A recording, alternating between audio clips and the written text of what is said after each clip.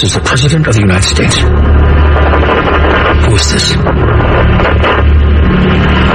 Is it you again? Look behind you. This is my private line. How did you get through? They're everywhere. All the time. We see them every day. But you have to look behind you. There is nothing behind me. How did you get this number? The spaceman told me. What spaceman? It doesn't matter. They're telling you about monsters. Please, you must look behind you. Young lady, there are no monsters in the Oval Office.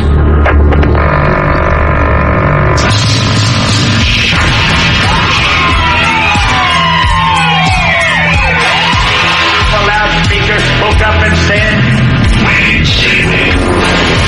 the loudspeaker spoke up and said,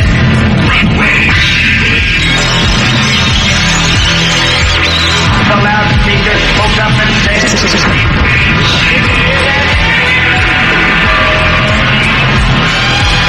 give up, give up, give up, give up.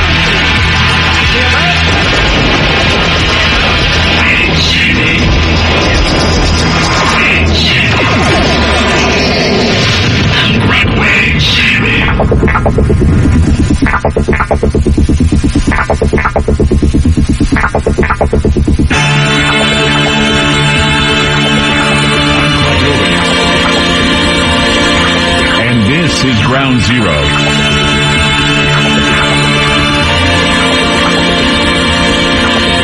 The numbers to call tonight, 888-673-3700. That's 888-673-3700.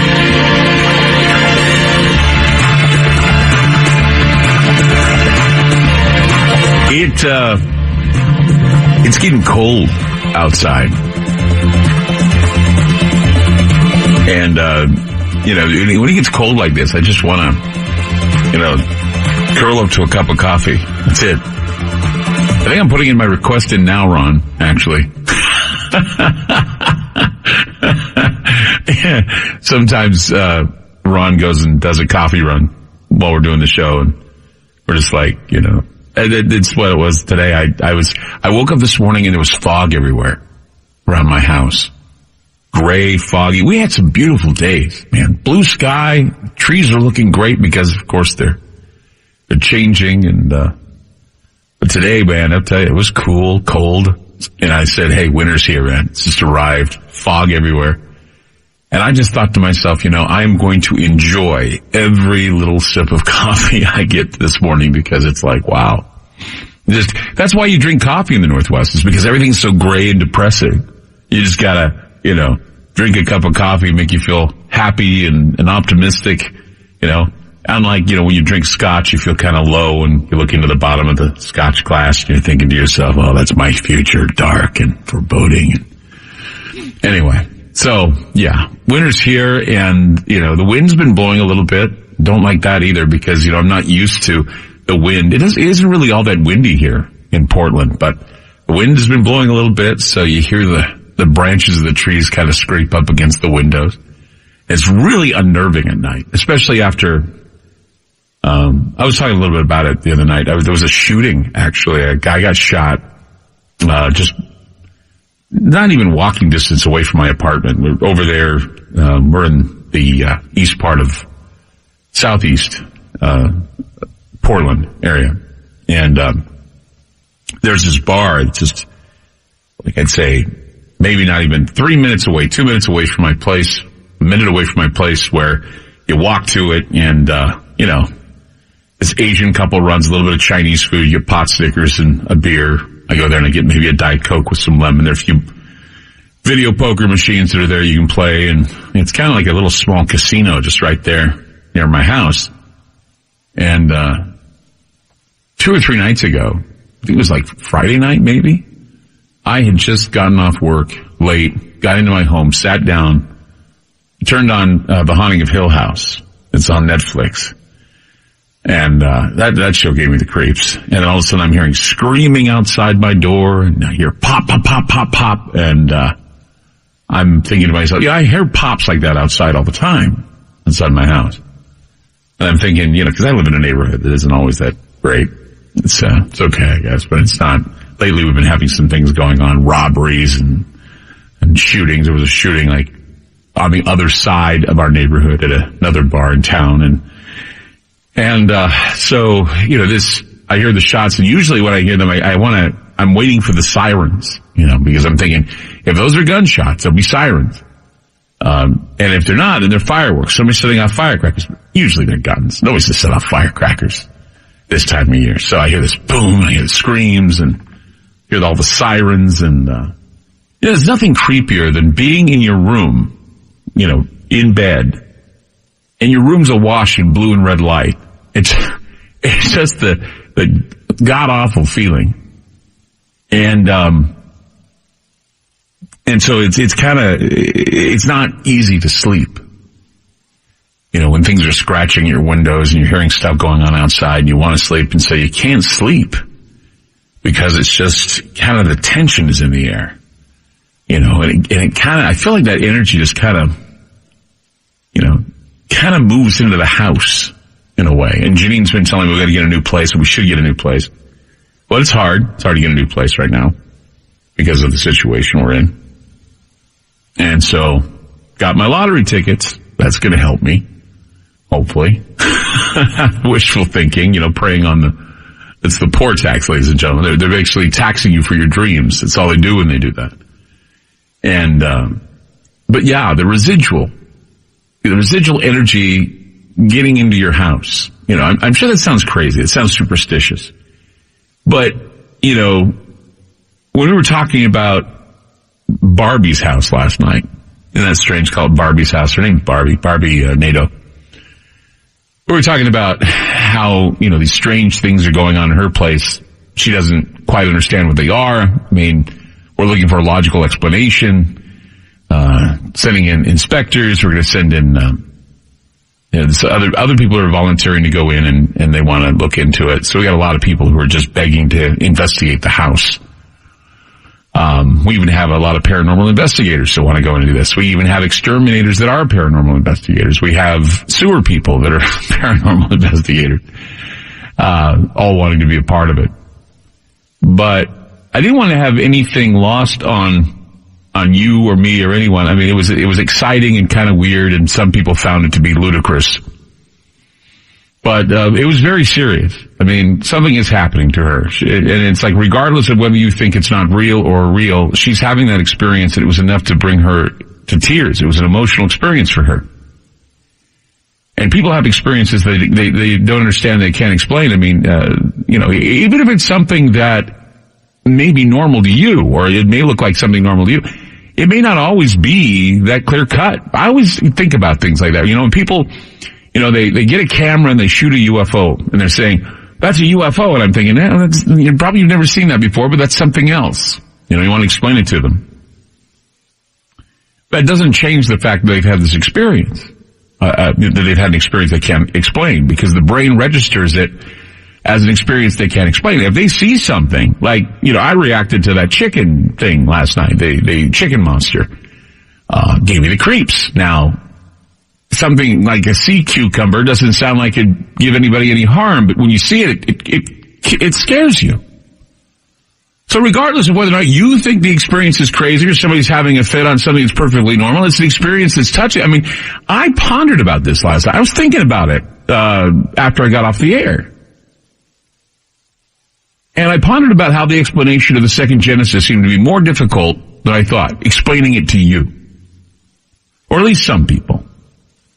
Because I saw what was going on Facebook, and I saw what was going on Twitter, and the thing is that it just, once again, solidified my hate for Facebook and Twitter. It's a necessary evil to promote, but in reality, there are a lot of people, they're my listeners who listen to the show, they're the people who listen to the podcast, they're my driveway listeners, they're people that, participate in the shows, there are the Facebook people who, some I don't think understand that I have a radio show.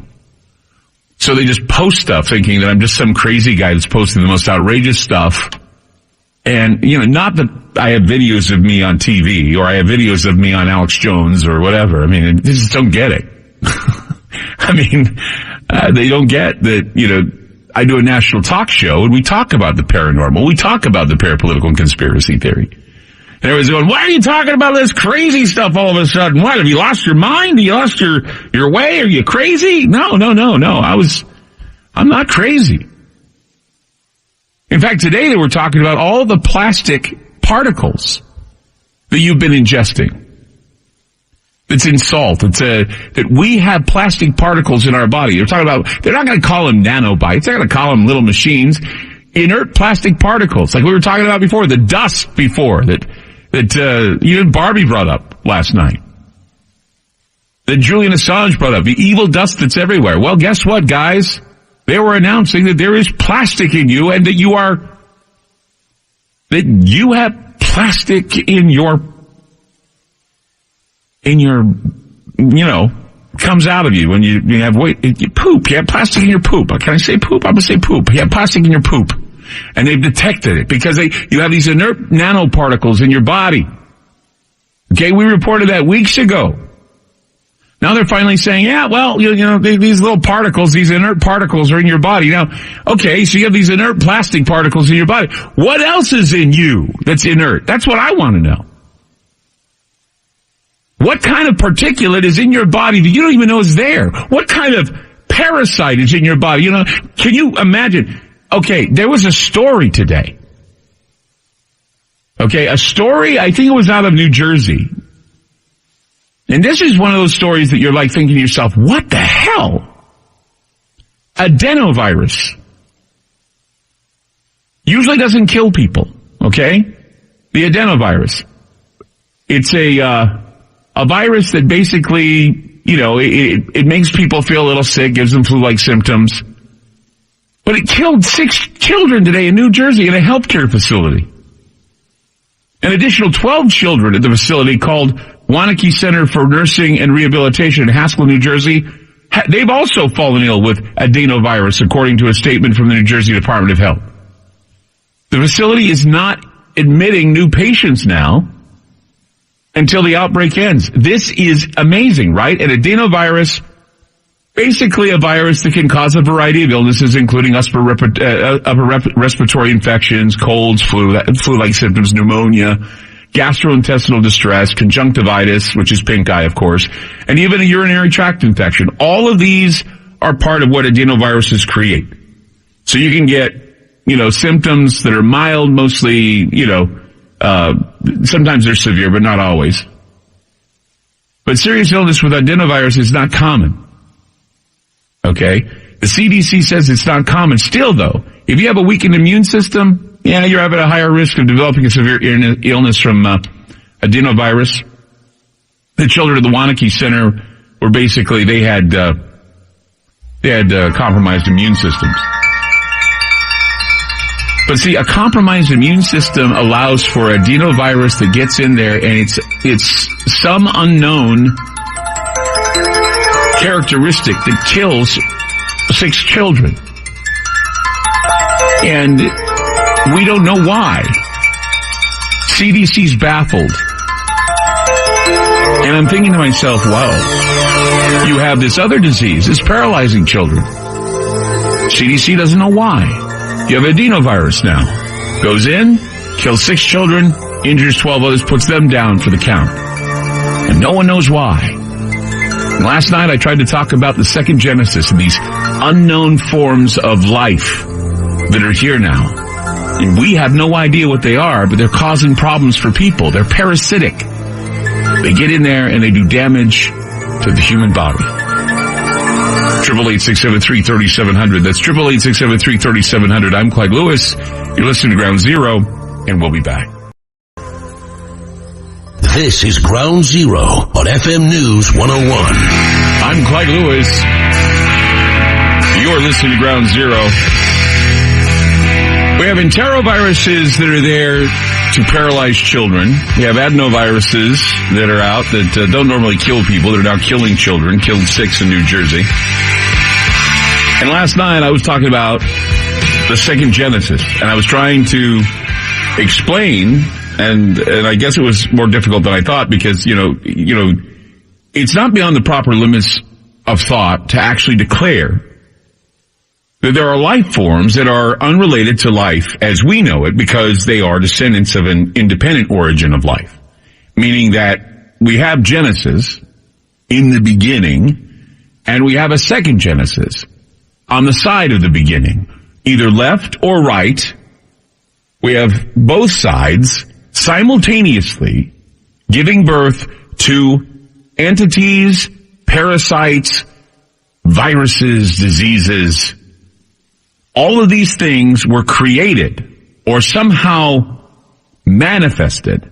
And the job of these parasites were to contaminate the bloodline that was given to man directly from God. It's the whole point of the Garden of Eden, right? The whole point of the Garden of Eden was the snake came in, the serpent came in, and wanted to contaminate the bloodline. And ever since then, there's been someone in there wanting to contaminate the bloodline, making man less of a man, less human, and more demonic, more just beyond the limits of man. I mean, many scientists argue there's no reason why a second Genesis might not have taken place, and no reason why its descendants should not still be living among us. This would mean that there could be an alien life form or a life, well, dare I say, a form of life that exists whose main purpose is to invade a healthy host and proceed to rob it of its life force and its ability to think and function within the norms of society. The same can be said for entities or even life forms that can inhabit a building, like a house, or perhaps a place where a murder or a suicide took place. It can be said that these entities can be in your food or even can find their way into your home, giving you the impression that perhaps your house is haunted by poltergeist or some other pestilence. And I've been really, really, really into this show right now, this show, Haunting of Hill House. I've been watching on Netflix, and I'm really enjoying the way these new horror shows are more psychological and deal with the darker areas of the soul that tend to be exploited in times of trauma. It's about trauma. Trauma sets off the chain reaction to bring this parasitic evil into play. Trauma and dread seem to water down the soul and make it ripe for hysteria, fear, and even possession. Now, when I say possession, I could mean demonic possession, or now you can also put forward the new theories that are being presented, and that is demonic possession is actually a parasitic condition that still remains undefined. And this keeps it in the realms of the paranormal, but it stops just short of being a parasitic infection that spreads because of blunt trauma to the consciousness. Blunt trauma to the immune system brings about adenoviruses, enteroviruses, paralyzed kids that are sick, kids that die from these parasitic infections, okay? And hell knows what other parasitic infections can come in your home. You know, your home is like a human. Your home is like, I mean, it's got a system of pipes like veins. Water's going through the house. It's got a brain system, thermostat. It's got all these other things that you control. It's like controlling another environment. Okay? So a house can be haunted. A body can be haunted by some sort of a virus that can that can be kept inert in the body. And then eventually it develops into some full-fledged demonic possession. It's like a demon wants to get out. A demon wants to get out, and it will kill you in the process. The dark side is very real. The dark side is the reason why an adenovirus that normally doesn't kill children kills children. It's the reason why an enterovirus is causing children to be paralyzed. It's the reason why people are dying of simple diseases they wouldn't normally die of. Amoebas crawling into their bodies from water. Something is rising. I tell you, it's the darker end of the second Genesis. It is around you. It's coming. It's happening to a lot of people as we see it. And it could be responsible for something that will prolong into the sixth extinction. It's obvious that this is happening. It's just bizarre that you have to call it like this, but it is. It is a tremendous, terrible thing happening. More with Clyde Lewis on FM News 101. 13th and Loomis. From side to side is large, so he is not dead. Sometimes I feel it screaming to get out. The demons squeal in sheer delight. It's you they spy, so plump, so right.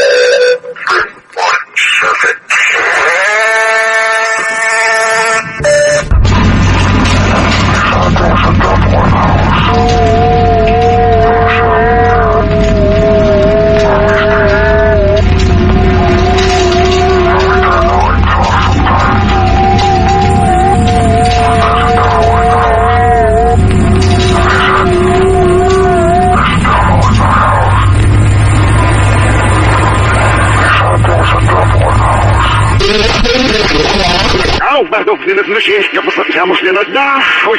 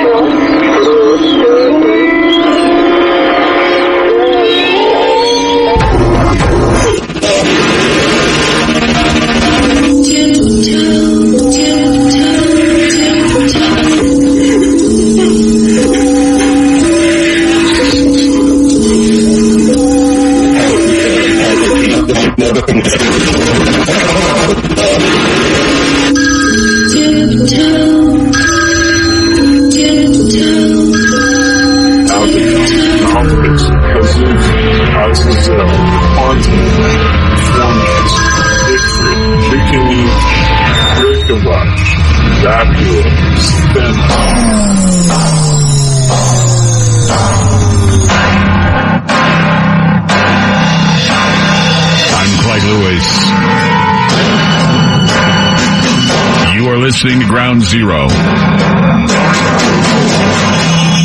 Thinking a lot about Second Genesis, thinking a lot about those unknown entities, the unknown parasites and bacteria that we're hearing about in the news, but no one's putting two and two together.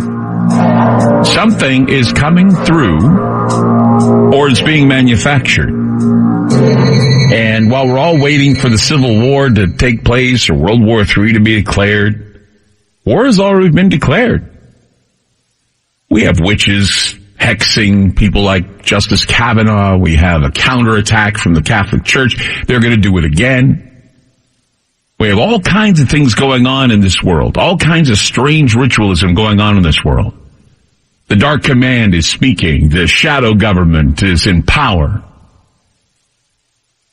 You know, I got to thinking about, some of these adenoviruses and got to thinking about the enteroviruses and all these things that aren't supposed to be here, but they're here. All of a sudden just showed up, right? Killing children. Going back to the Temple of Baal and the idea of the archway being erected in Washington, D.C. The fact that it was erected right before the Kavanaugh hearings. The fact that throughout the entire hearings we heard about abortion. We heard about, babies being killed. We heard about sexual misconduct and sexual proclivities and all kinds of, bad sexual behavior, stuff that they used to do for Baal. And now the children are being harmed by something that's dark, something we don't understand. And it reminded me of what happened to Max Spears. Remember Max Spears? He was that investigator. He was a paranormal investigator, UFO investigator. He was a British investigator. He was in Poland, and they found him dead on a couch in Poland. Before he died, it was said that he vomited a black liquid. And Max Spears has been dead since July 16, 2016, so it's been a while. And they were reporting it in the news a lot. He was ruled to have died from natural causes, despite no post-mortem examination. Nothing being done to figure out what killed him. His mother told the press that his investigations into UFOs and government cover-ups made him enemies that wanted him dead. I remember the text message that his mother had and reported just days before his death. Max had wrote to his mother, "Your boy's in trouble. If anything happens to me, investigate." Max was good friends with actor Orlando Bloom. He lived in the United States for a few years. He had returned to the UK to stay with his mother before jetting off to Poland. And he was probing the lives of well-known figures in politics, business, entertainment. It was said that he was about ready to uncover some secret pedophile group. Once again, something that harms the children. His unexplained death and its subsequent treatment of the authorities has left many online followers convinced that he was killed by some strange spell or curse. Some say government agents, but, to have it the way it is and to look back at what we were talking about last night, talking about the Second Genesis, what's going on in the other dimensions, what's coming through from the other side. And of course, trauma is what triggers all this. We've been going through a lot of trauma lately. And when you're looking at trauma and you look at how it affects people in these horror films, in fact, Halloween came out. I saw Halloween over the weekend, and that is about trauma as well. It's about trauma, family trauma that's handed down for 40 years. Right? You look at Judith Myers, the woman that was killed by Michael Myers. And then you have the Strodes, and you have the Jamie Lee Curtis character that's actually now, older. She's no longer a teenage babysitter, but she's older now, and she's been waiting for the moment where she can confront Michael. And, this is kind of like blow off all the other sequels. This is the one they should have just waited and did it 40 years later, because it certainly is a well-done film and shows that trauma is something that activates a lot of behaviors, whether it be the protective behavior, such as what we see in the movie, the protective behavior of the mother, the grandmother, and the predatory behavior brought along by Michael. And we wonder, what possesses, and in fact, that's one of the things, what possesses the predator to go after the prey, and what possesses the prey to protect itself from the predator? I mean, we are perceiving the world today as being hostile and in some cases in a state of otherworldly control. And with the prevailing eschatology and the predictions of the world apocalypse, we are witnessing a critical mass of individuals giving up or becoming antagonistic because all they hear about is how their future is going to end in a biblical cataclysm. We had earthquakes. 6-point something or other off the Canada coast, British Columbia, Canada. Okay, we had these earthquakes. The news the other day talking about another fault line near Mount Hood here in Portland, here in Oregon, right? I'm having people writing me and telling me, Clyde, it's been shaking Vancouver, it's going to start shaking Seattle, and then it's going to shake Portland. Get out of Portland. Not only do we have the riots in the streets, not only do we have the shootings near my home, we now have earthquakes waiting.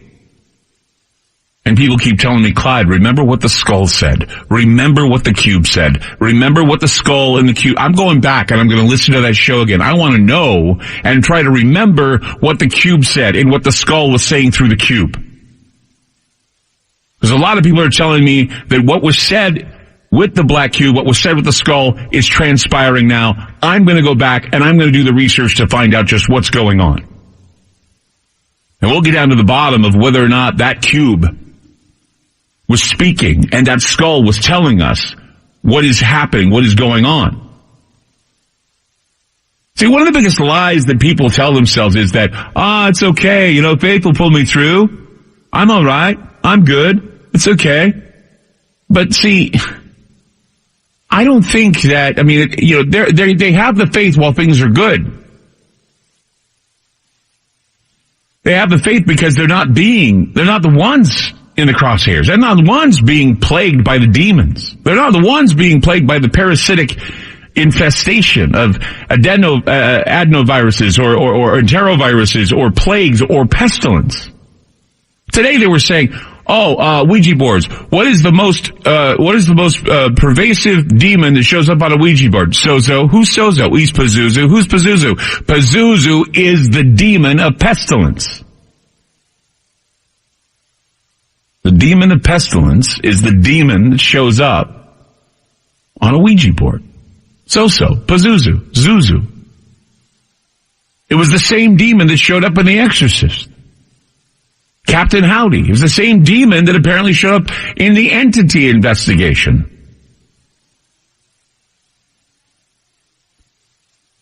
So yeah, you can tell yourself, I have faith, everything's going to be fine. But then, when things get to the point where they're ugly, there are people that are secretly dreading the advent of death or hell or, of course, a permanent end with no chance of rebirth or immortality. And, of course, these are promptings of a chaotic kind. It's a chaotic thought. Some will attribute, they'll attribute them to the promptings of the devil or a demon. And the demon goes from a confidence trickster to the betrayer of those who gives in to the temptations that rob them of their virtue. And we're seeing that people who used to love life begin to lose their zest for life. And we begin to see children thinking about suicide. They're thinking about killing playmates. We're hearing about children who are sexually assaulted by other children, and we're hearing about bullying and how those who are bullied have an audience on YouTube saying goodbye, and some taking their lives for all to see. Social media has become a demon unto itself, as unseen algorithms are guiding people into becoming ruthless to each other, hiding behind the shield of a keyboard. The dark side apparently is winning over many people, and we wonder if it's evidence of the magnum opus of Satan, or that something is breeding a new psychopathic ideology where the end result will be our own destruction. Scientists are calling it a disease. They're calling it a disease, and yet the disease has not been detected under a microscope. And so the technocrats have to dig a little deeper. Their quest is defining and sequencing the consciousness of human beings, both the reverent side, the humble parts, and the parts that are darker and chaotic. So, there's a reason why the focus has been kind of changed. The focus is on the consciousness. The focus is on the duality of consciousness, the good and the bad. Trying to find some sort of scientific investigation or scientific method or scientific hypothesis that's going to tell you what good and evil is.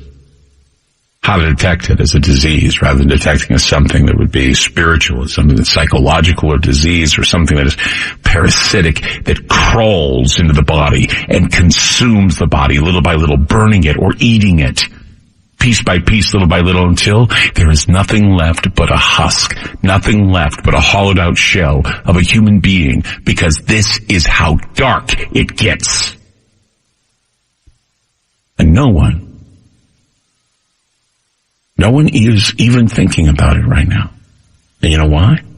Because we have the manipulations of politics that are taking over right now. And all people can care about is the blue wave or the red wave or the wave. I'll tell you there's a wave coming. It's not blue. It's not red. It's black. The black wave is coming. The dark wave is coming like a storm. It's moving like a cancer. And we, those who need to be aware, those who are the storm crows, have to see it coming, and they have to tell people, not like hysteric weirdos,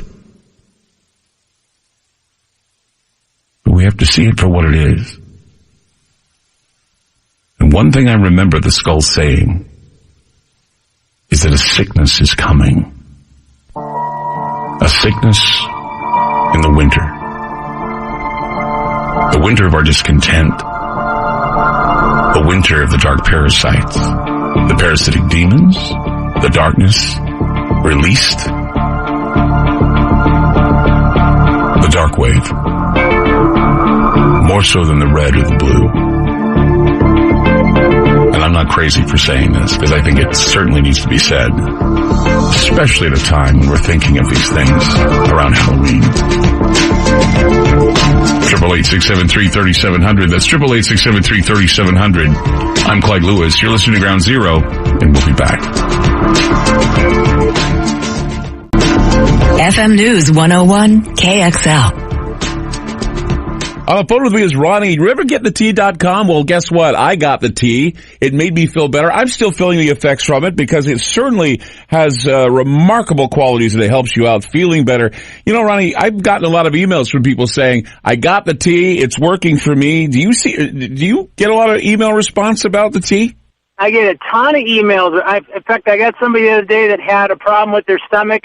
They've got on my tea for a couple months, and they're feeling way better, and they said, thank you, thank you, thank you. So I get a lot of them, and that's exciting, you know, to be ahead of a company that you can sleep at night. What kind of benefits do you get from the tea? I know one of the great benefits is feeling lighter, feeling more energetic, because you're detoxing your body, are you not? Absolutely, but here's a real kicker. In the world of GMOs, which is basically genetically modified organisms, these get into your system, and it's hard to get them out. So the tea helps with that because these GMOs actually change your DNA and your RNA. So it's really good to get cleansed. So it's important to detox your body because it does help your DNA and your RNA. Absolutely, absolutely, because we're being attacked by intruders, and we have to just realize that at all times. So is this something we do once in a while? I mean, you just get the tea and that's it, or do you do it all the time? I do it every day, 365. You can do it, but it's kind of like a car. If you wash your car every day, you're going to be looking good. But if you wash your car once every 6 months, it's going to suck. How long has your company been around, Ronnie? 11 years. We're almost 12 years old. So we're not some kind of fad that's going to come and go. We've been here a long time, and we're going to stay. They always call it the tea that makes you go, and it makes you feel better, too. Ronnie, we just go to getthetea.com to get the tea. Am I correct? Getthetea.com, and we've got even specials on the front page. Just scroll down, and you'll see them. They change every month, and that way you can save some money and get healthy. Getthetea.com. That's getthetea.com. Thanks, Ronnie. Thank you. More with Clyde Lewis and Ground Zero on FM News 101.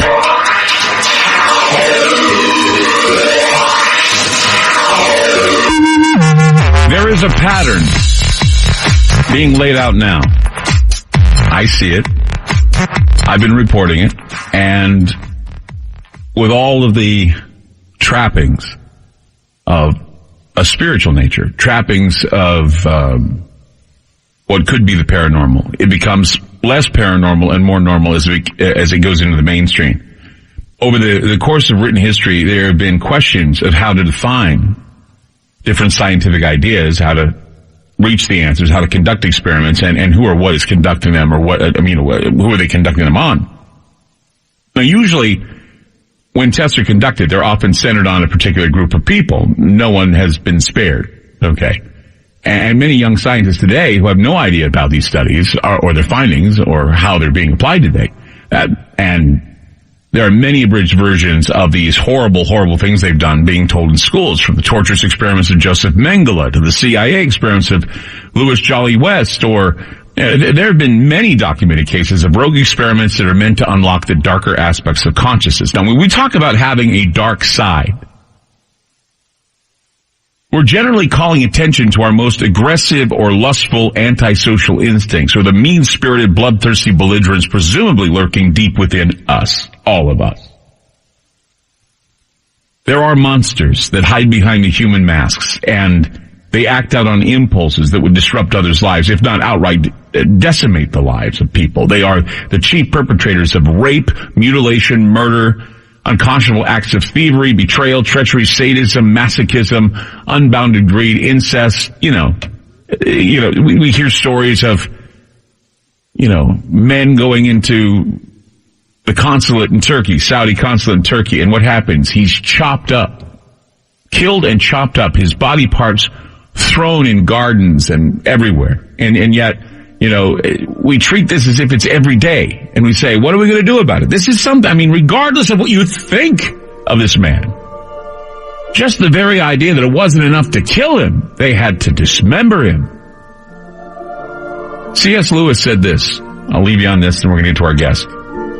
Christianity asserts that God is good, that he made all things good for the sake of their goodness, that one of the good things he made, namely the free will of rational creatures, by its very nature, included the possibility of evil, and that creatures availing themselves of this possibility have become evil. I'm Clyde Lewis. You're listening to Ground Zero. Coming up, Paul Eno on the show. We have a lot to talk about with him. One of the most well-known paranormal investigators and writers on the program. Out today, he has a new book. We'll be talking about that as well. 888-673-3700. That's 888-673-3700. I'm Clyde Lewis. You're listening to Ground Zero, and we'll be back.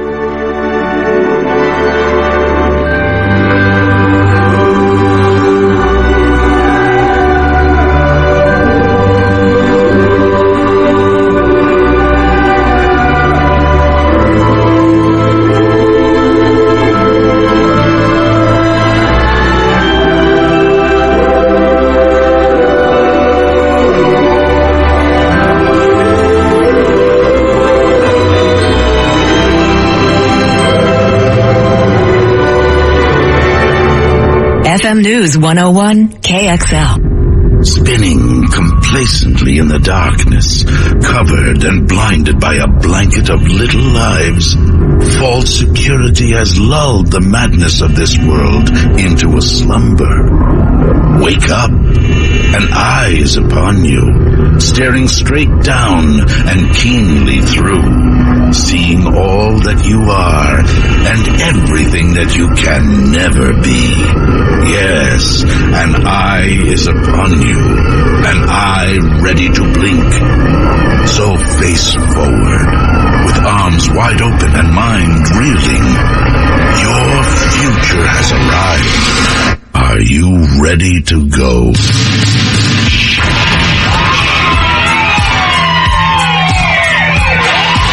The loudspeaker spoke up and said, the loudspeaker spoke up and said,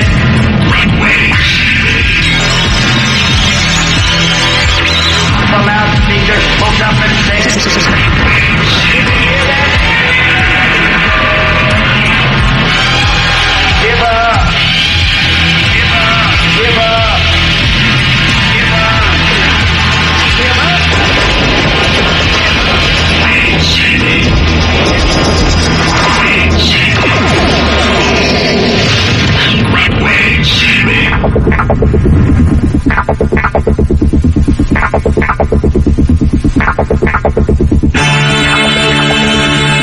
I'm Clyde Lewis, and this is Ground Zero.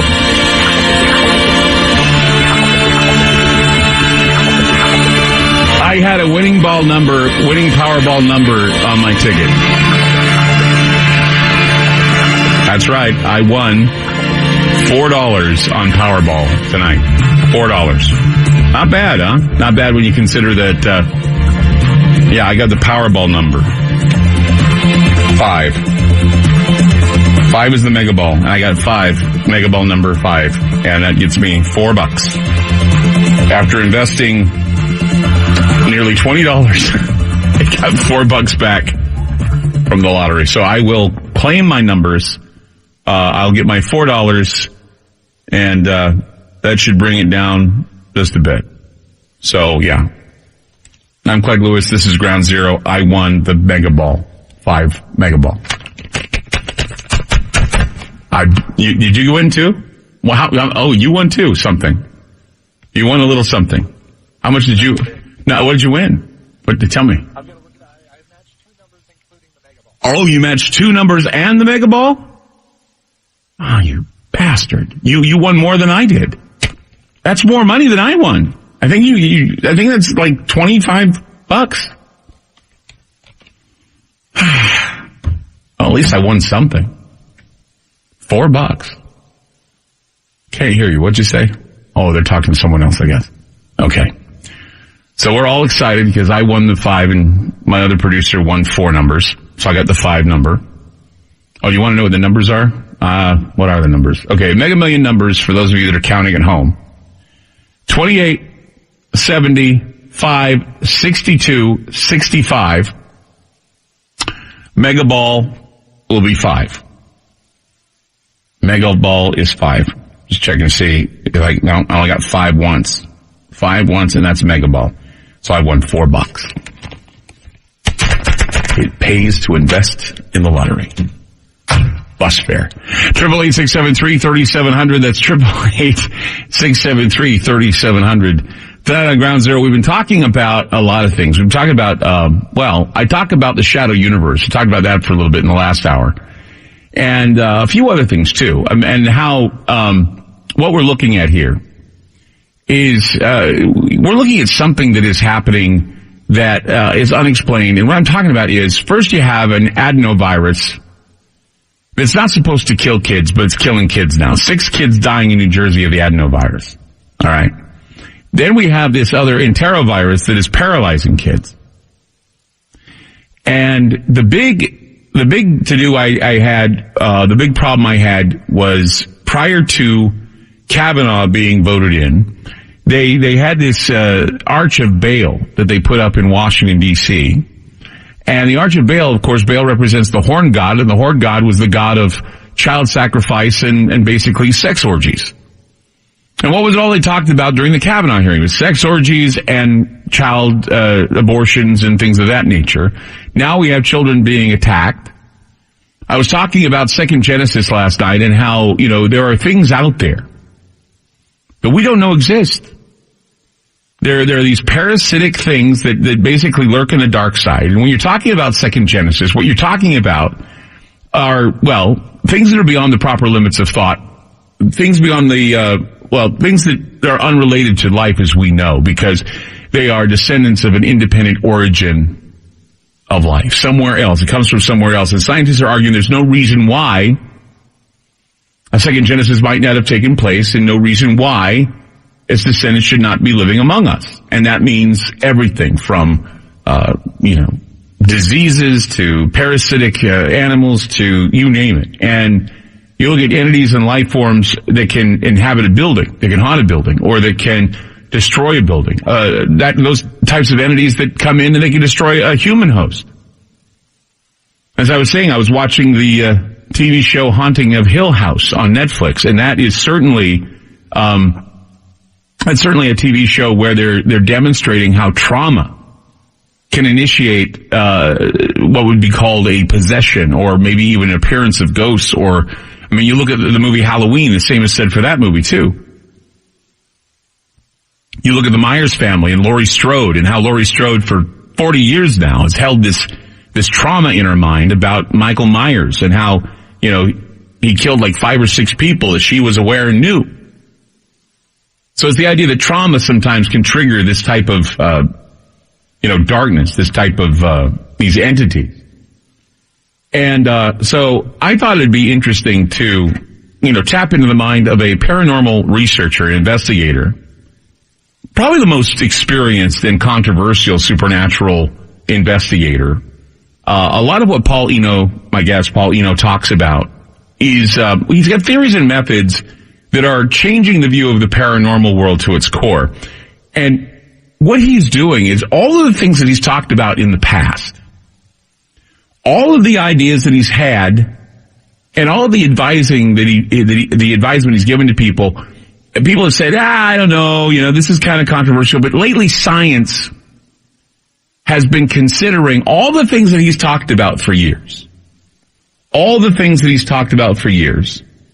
And, he graduated from 2 seminaries, but he was expelled from the 3rd one because of his paranormal work with less than 2 years to go before ordination. He ended up as an award-winning New England journalist and the author of 7 books on the paranormal and 2 on history. 2 titles were co-authored with his son, Ben, a popular Fate magazine author in the 1980s and 1990s. Paul's written numerous articles and co-authored or contributed to 4 other books with authors Brad Steiger, one of my favorite people in the world. He passed on, and we're sorry to see him go. Timothy Green Beckley, we've had him on the program. Many others. And several of Paul's cases have made headlines around the world, and one of the things we want to talk about tonight is one of the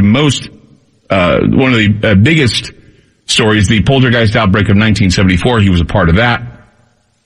Along with his son Ben, Paul has co-hosted the CBS radio and WOON 1240 AM 99.3 FM, Boston, Worcester, Providence Sunday destination show Behind the Paranormal with Paul and Ben Eno for over 10 years now. The show has an estimated 3 million listeners around the world. You can go behindtheparanormal.com to find out more about what's going on with him, and also newenglandghost.com. Paul Eno, welcome to Ground Zero. Thank you very much, Clyde. So everything that you've said in the past that has been controversial, I don't think is no longer controversial, because what science is doing as they're reaching forward to look into panpsychism, the consciousness, the duality of consciousness, the darker side, and the idea that they're getting through and cutting out the dogma and bringing forward a lot of things that you've talked about in the past. How do you feel about yourself now? Do you feel a little vindicated? Well, I don't flatter myself to think they're doing it because of me. And I like to think maybe there's some influence there, but I don't know, Clyde, if what they're doing so far is big enough. I mean, it's a start. I think what science is doing is some of science. There's plenty of it still very orthodox, okay? But those who are forward-thinking aren't worried about their grants and don't resent the fact that they spent $100,000 on a degree, and somebody like me is questioning it, are getting into something that I might call escaping from the island theory. Okay, especially with panpsychism. What they're doing is realizing that we are not necessarily totally self-contained in our bodies and in these brains, that we are connected, that that's really the first day of school when it comes to the relationships that we have not only with each other, but with everything else. Mm-hmm. And I think that to make the step from there to the multiversal idea, the MWI, the multiple worlds interpretation of quantum mechanics, is quite a step for those who are not theoretical physicists. But I think you're right. I think it is coming very slowly, and I think we might be escaping from the island theory. Without that island theory, the theory of total isolation of each individual, you can't have ghosts as they are classically understood. You can't even have reincarnation as it's classically understood. You really can't have anything as it's classically understood. And it takes transpersonal psychology to new levels. So I think, as I say, I think it's the first day of school. Yeah, all those things are still there, but they're now being changed. And like you say, the traditional ways of viewing these things don't apply anymore. And it's because we've had the new age tint on everything, the rose-colored tint on reincarnation, the rose-colored tint on resurrection, the rose-colored tint on afterlife. And now it's becoming quantum entanglement, it's becoming quantum immortality, it's becoming panpsychism, it's becoming superposition. All of these things are basically there to explain, at least for the moment, what happens to the body after it dies, or what may be the reason for these chaotic interferences that go on, including things like second Genesis theory and other things that could explain hauntings, that could explain parasitic demonic possession, things that cut through the dogma. Well, I think so, Clyde. Yeah, what we do is we put labels on things so that we can understand them. And I think what we might be doing is kind of peering behind the label of ghost or spirit or demon or what have you, and looking behind that and seeing perhaps a little bit of the deep, profound reality that might be behind those labels that really have nothing to do with the labels. Mm-hmm. And expanding our own understanding, and rather than taking something profound and putting it in a box and in a limited way and misinterpreting it so that we can understand it, right. Maybe we're taking ourselves out of the box a little bit and going into that world or those worlds and seeing what is really behind the labels. Well, it's like religion being the Hallmark card to anything supernatural. It's like it's a Valentine, it's a Hallmark card, it's a Christmas card, it's sure. That kind of version of everything. Well, then we've had the New Age groups, or we've had the other groups putting a Hallmark card version of demonology, a Hallmark card version of ghosts and EVP and all the things that that we question is, what is it really? Is it proof of an afterlife? Is it proof of something supernatural? Or is it proof of something scientific that has not yet been discovered? So we're going to talk about that coming up with Paul Eno, my guest tonight. 888-673-3700. That's 888-673-3700. If you want a new view what the paranormal is and what parapsychology is doing and what science wants to do with panpsychism and the consciousness, tonight's the show to pay attention to, because this will give you a whole new view of what the paranormal is all about. 888-673-3700. That's 888-673-3700. I'm Clyde Lewis. You're listening to Ground Zero, and we'll be back.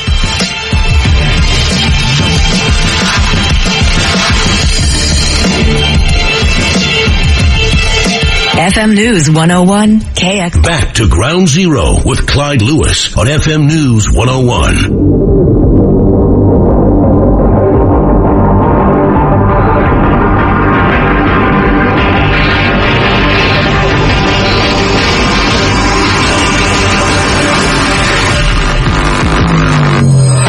Lewis. Paul Eno is my guest tonight. His new book, Dancing Past the Graveyard, Poltergeist, Parasites, and Parallel Worlds, shines a new light on the paranormal. In fact, it should be a book read by all people who wish to find out what is new and what is, I guess, not necessarily scientific, but it's what science is doing now and how they're looking at the paranormal, how we're looking at it with a different view, rather than the tainted view of the New Age.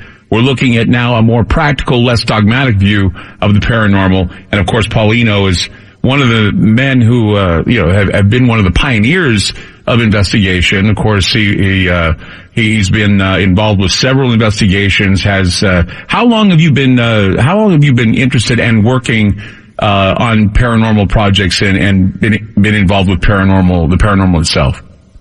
Well, it's coming up on 50 years, Clyde. 2020, it'll be 50 years. Time flies when you're having fun. I should, if I could just correct one thing, the book isn't out yet. It's going to be about another year. Oh, okay. So I'm told. Yeah, but unless people storm my Schiffer Books and demand that they bring it out sooner, but they might just do it after tonight. I mean, if they're getting a new view, people are just eager to get new views on this stuff, and I'm eager too because I'd rather get ahead of the game. And knowing what we're learning now, and usually people are saying, science, like you said, there's orthodox science and the snicker factor. But I think the snicker factor is going away. What do you think? Well, one of the problems in the science is that it's not monolithic. You know, I mean, there are people who are in one field who don't talk to other people. You know, for example, one of our producers is she works part-time for us, and she's a behavioral scientist. She's an old friend of mine from way back in the 70s, and her husband is a renowned behavioral scientist as well. And I find that many people in that science, particularly people on the university level, you know, who are teaching, academics, don't know a lot about quantum mechanics. You know, one of the problems with Western science is that again, the sciences are isolated from one another, and reality is not like that. Everything overlaps, everything interacts, and we find that in the paranormal on steroids, really, so to speak. So I think that is a problem, the isolation of one science from another. But that again may be changing. I think things are generally moving in the right direction, as we discussed earlier. Yeah, and then we come to the conclusion as we're discussing things about, for example, the idea of possession, and this seems to be a very hot topic right now. The Catholic Church, of course, is discussing exorcism more. A lot of people are turning to witchcraft. A lot of people are turning to ritualistic cursing or ritualistic, I don't know what they call it, bringing to pass and conjuring. Okay, these are the things that are now the younger generations are turning to. Generation Z is turning to this. I'm calling it Generation Hex, for lack of a better term. And the question is there a vibratory or some sort of a power that can, I guess it's like rubbing sticks together to bring about a lot of things that we see as miracles or otherwise paranormal things? Well, I think before we even get to that, Clyde, we have to consider a couple of sociological factors, okay? The death of, not the death, but the decline of organized religion, partially through its own fault, shooting itself in the foot with horrors like clergy sex abuse. And I'm really glad I wasn't ordained in the Roman Catholic Church. I mean, I would have run into all that. So there's that. And I often, I always question everything, even motives. Now, in the Roman Catholic Church, which I've not been associated with for 40 years, I still keep in touch. The Vatican is a strange place. I had friends there who were priests who were wonderful and worked in the secret archives, which there really is such a thing. And, but like they're going to tell me what's going on. I got the impression, however, that the emphasis on exorcism today is mostly legitimate, but there is a factor of distracting the public from the clergy sex scandals as well. Right. Keep them looking the other way. So there are practicalities there. Sociologically, we live in a society where, not to be cynical, but most people never get any older than 12, and they act like it. The parents, a lot of times, many parents don't do parenting anymore. Children are not taught self-control. And you can get as basic as that for the reason why people are looking and acting sort of out of control. On the other hand, you have the decline of religion, as I said, which is leading to a frustration among the human species, which really ought to be called Homo odorans rather than Homo sapiens. And we really don't know much, but we do worship. We are constructed to worship. We're built for it. But wouldn't the worship be part of the programming process? Because it seems to me that as we're looking into the possibility of living in sort of a matrix constructed by something, that we're all programmed to do certain things, act certain ways, and it's all part of the process. That's why we have the situation with politics today and religion today. It's all turning into one big mess, one big division, some sectarian division. I'm going to touch that with you coming up. Paul Eno with us tonight on Ground Zero. 888-673-3700. If you have any questions or you'd like to comment on what we're talking about, 888-673-3700. We'll be back. I'm Clyde Lewis. You are listening to Ground Zero. The numbers to call tonight, 888-673-3700. That's 888-673-3700. Paul Eno, my guest tonight. Amazing guest. We're happy to have him here tonight on Ground Zero. And certainly a lot of things we're talking about, especially with a whole new way of looking at the paranormal. A whole new way of looking at it because, of course, he's been doing this now for 50 years and he seems to, he's having, he's learning, just like, I've been doing this for like 25 and I'm learning too, but it's most important that Paul has his moment because of some of the most brilliant things that he talks about with regard to the paranormal, taking away this rose-colored look of it all. And I was talking to you about programming, earlier, Paul, and I was talking about how it just seems to me the prevailing eschatology that we're in right now, the predictions of the world apocalypse, all these things, I think are programming us into being a little bit less attentive to what would be the good side and putting ourselves in a position of trauma and pain, and that we're kind of pushing it on everyone else. It's kind of a disease. What would you say to that? Yeah, I tend to agree, Clyde. Eschatology comes in many forms. It's a theological term that has to do with the final things. And it can apply to the death experience as well as to the world's death experience. It can be individual or corporate, so to speak. And, but I tend to think that, there is a lot of negativity. I think, there are so many versions of different religions, many of which are negative and probably not accurate as far as, well, if you go to the Bible, you read it, English, which is, it's mistranslated, through and through pretty much, and it's certainly misinterpreted because it's written in one culture and interpreted out of a wildly different one, our own. So, there are factors here that I suppose you really can't worry about too much because it'll drive yourself nuts. But people like me do that, very interested in what's really behind this stuff. But, I began to question all these things way back in the beginning, and I started in 1970, and every case that I had, wet behind the ears as I was, it just didn't add up, the old interpretations, particularly the exorcisms that I assisted a priest with starting in 1973. It just was wrong. It wasn't, I was convinced, what it appeared to be. So you were working with Ed and Lorraine Newman of, and people know these two from the Conjuring movies. And you worked with them on the Bridgeport, Connecticut poltergeist case. Now, this was a huge case back in 1974. Yeah. A lot of people knew about it. Police, fire. It was one of the only times in history that I know of where this was pretty much an open case where everybody was blown away by it because we had so many people who would be considered credible witnesses to this case. Tell us about this case for people who don't know anything about it. And what was your involvement? Ed and Lorraine Warren. I said Newman. I'm sorry. Warren, exactly. Lorraine Warren. Sorry. Go ahead. Yes. Okay. Well, I was at Wadham's Hall Seminary. It doesn't sound like a Catholic seminary, but it was. And the faculty there was surprisingly friendly to my paranormal involvement. The ones before them were not. Neither was my bishop. But I was home for Thanksgiving vacation. It was November 1974, and Lorraine Warren, tremendous cook. You never turn down a meal cooked by Lorraine Warren. So I innocently got into my 1968 Ford Fairlane and headed down Route 84 to Monroe, Connecticut, where they lived. And as soon as I got to their lovely home in the woods, Lorraine came leaping out the door and said, "Are you in a high spiritual state right now?" And actually, I was in a terrible spiritual state because I was trying to decide whether to leave the Roman Catholic Church and join the Eastern Orthodox Church, which I eventually did. But naturally, I said, "Oh yeah, I'm great." So off we went down to Bridgeport, to a little house. People are surprised by the size of the place, very small, where all this activity was in full swing. Now, what had happened was that as there always is with these things, I believe, again, these are parasitical entities. We were thinking they were demons. And the parasitical entities will feed upon your fear, your anger, even your annoyance. And it starts out always very small. In this case, it started out with some pounding on the walls the previous year. The background here, this is a child, they were they weren't childless. The son had died, and they adopted a Native American girl from Ontario, Canada, who was named Marcy. She was 10 years old when I came into the case.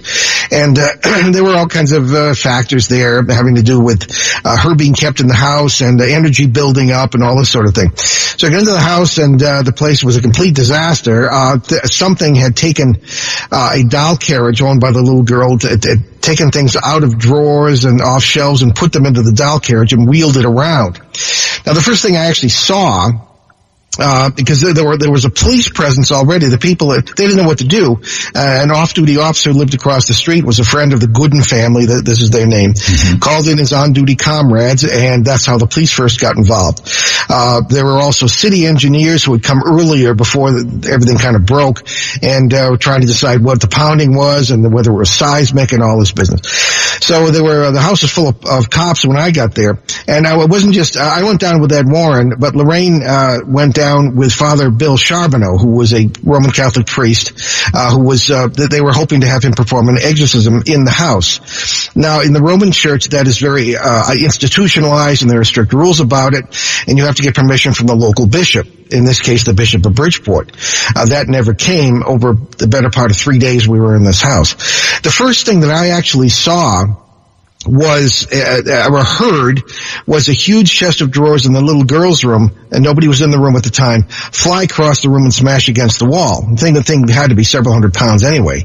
At one point that day also, I stood there with 3 police officers on one side, 3 firefighters on the other, and the 7 of us watched a refrigerator, about 300 pounds of it, float up off the kitchen floor, kind of turned around a little and kind of set itself back down.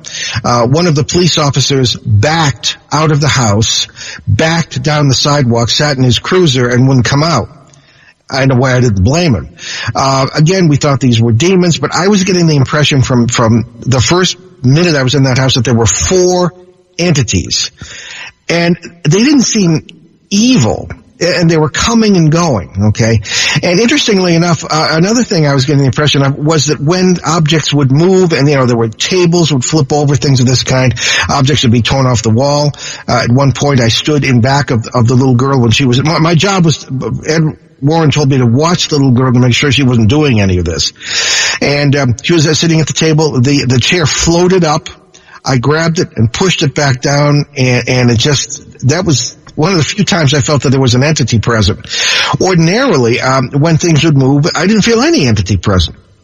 And I think perhaps it's because of the energies, if you want to call them multiversal interworld energies that permit the entrance of these things, who hunt, for lack of a better term, I believe today, in various worlds, sometimes at the same time, almost like an octopus. I've seen cases where they've been out, so is my son, sort of these things, hunting in various worlds at the same time, or farming different families or people.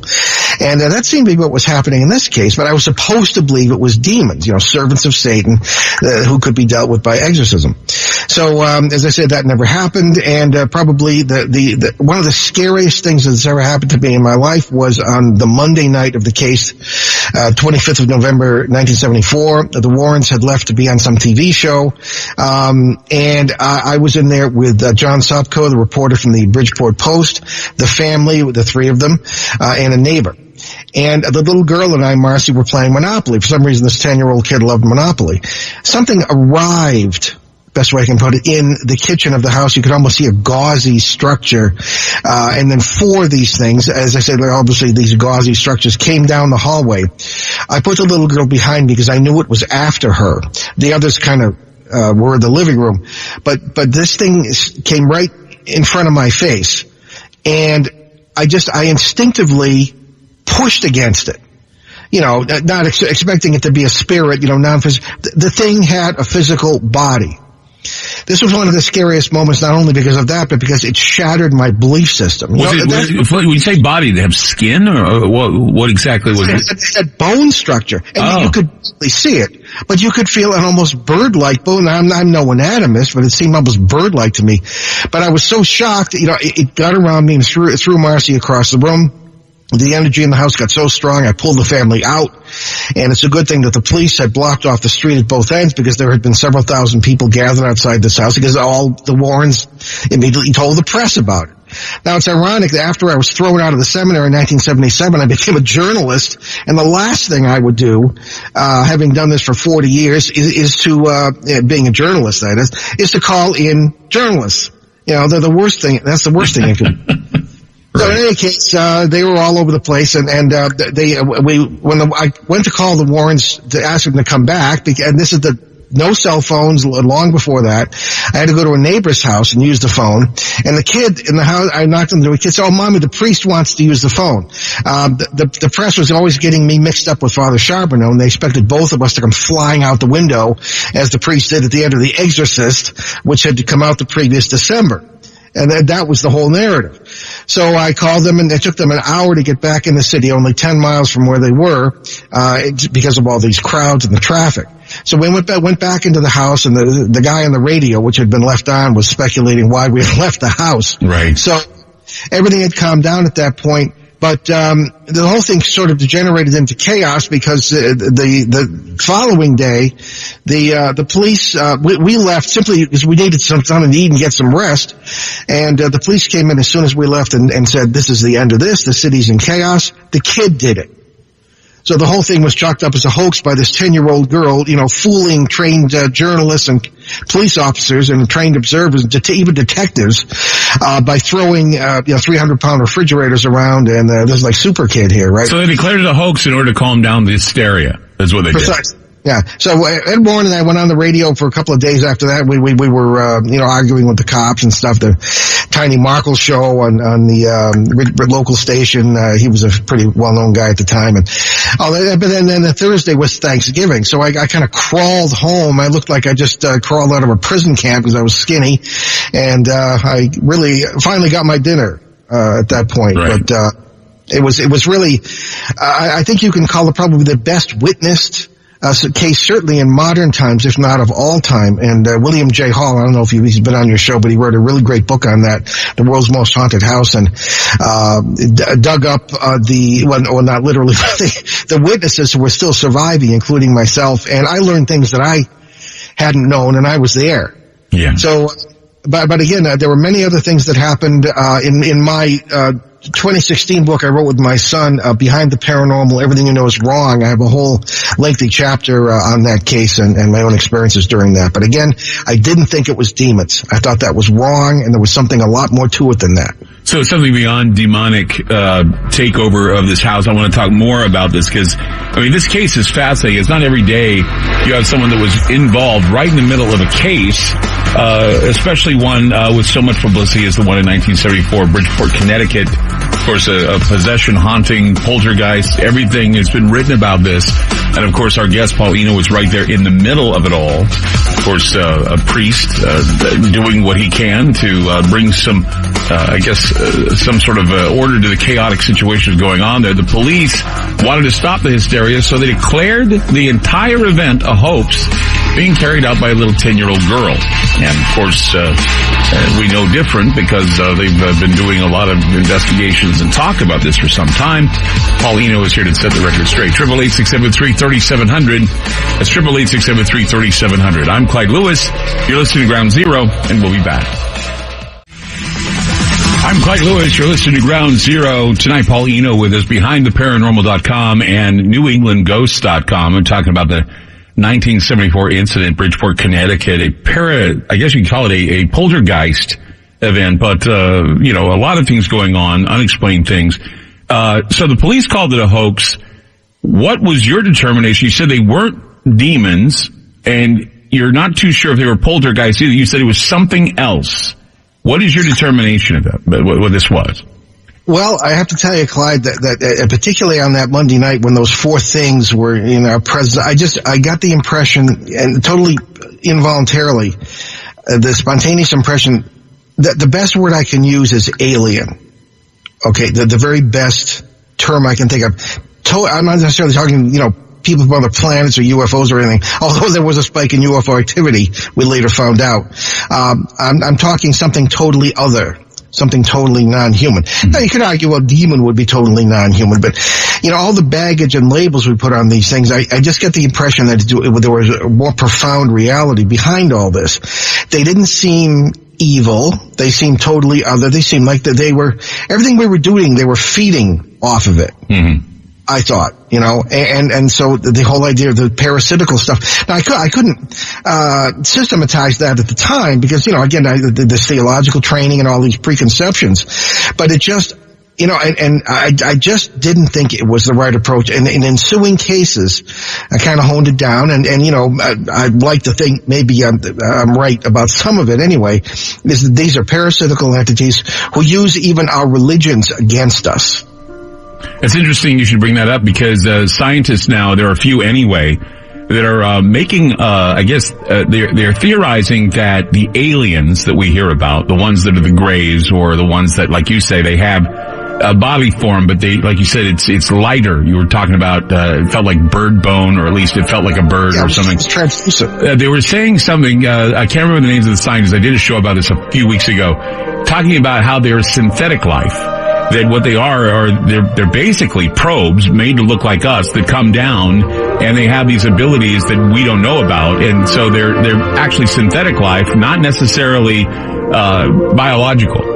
And so this would explain a lot about what they're capable of doing, things that a biological being wouldn't be able to do.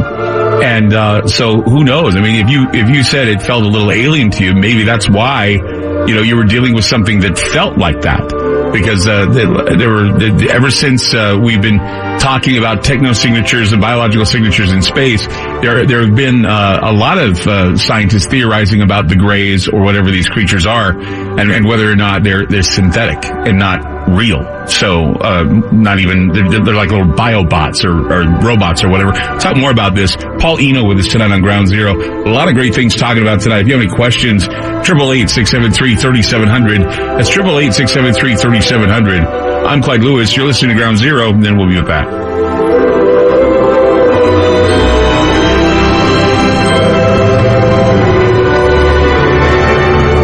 FM News 101 KXL. Join me on a journey where getting lost is the only true destination. For the past, present, and future all coexist on the same timeline, where happiness is an illusion.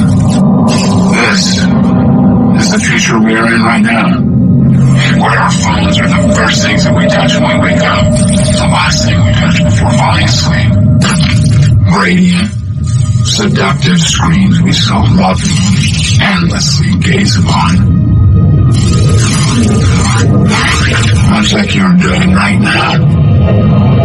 Well, welcome to a future where our true reflection is only revealed once the screen goes dark. Welcome to the darkness. I hope you find it enlightening.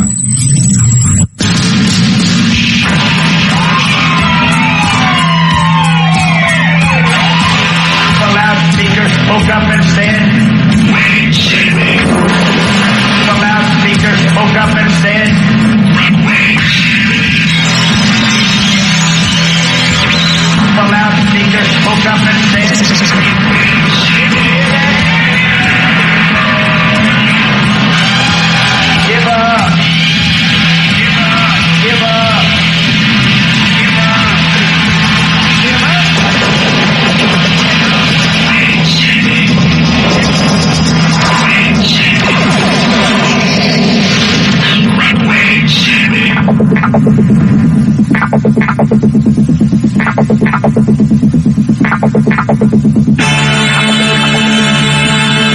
I'm Clyde Lewis, and this is Ground Zero.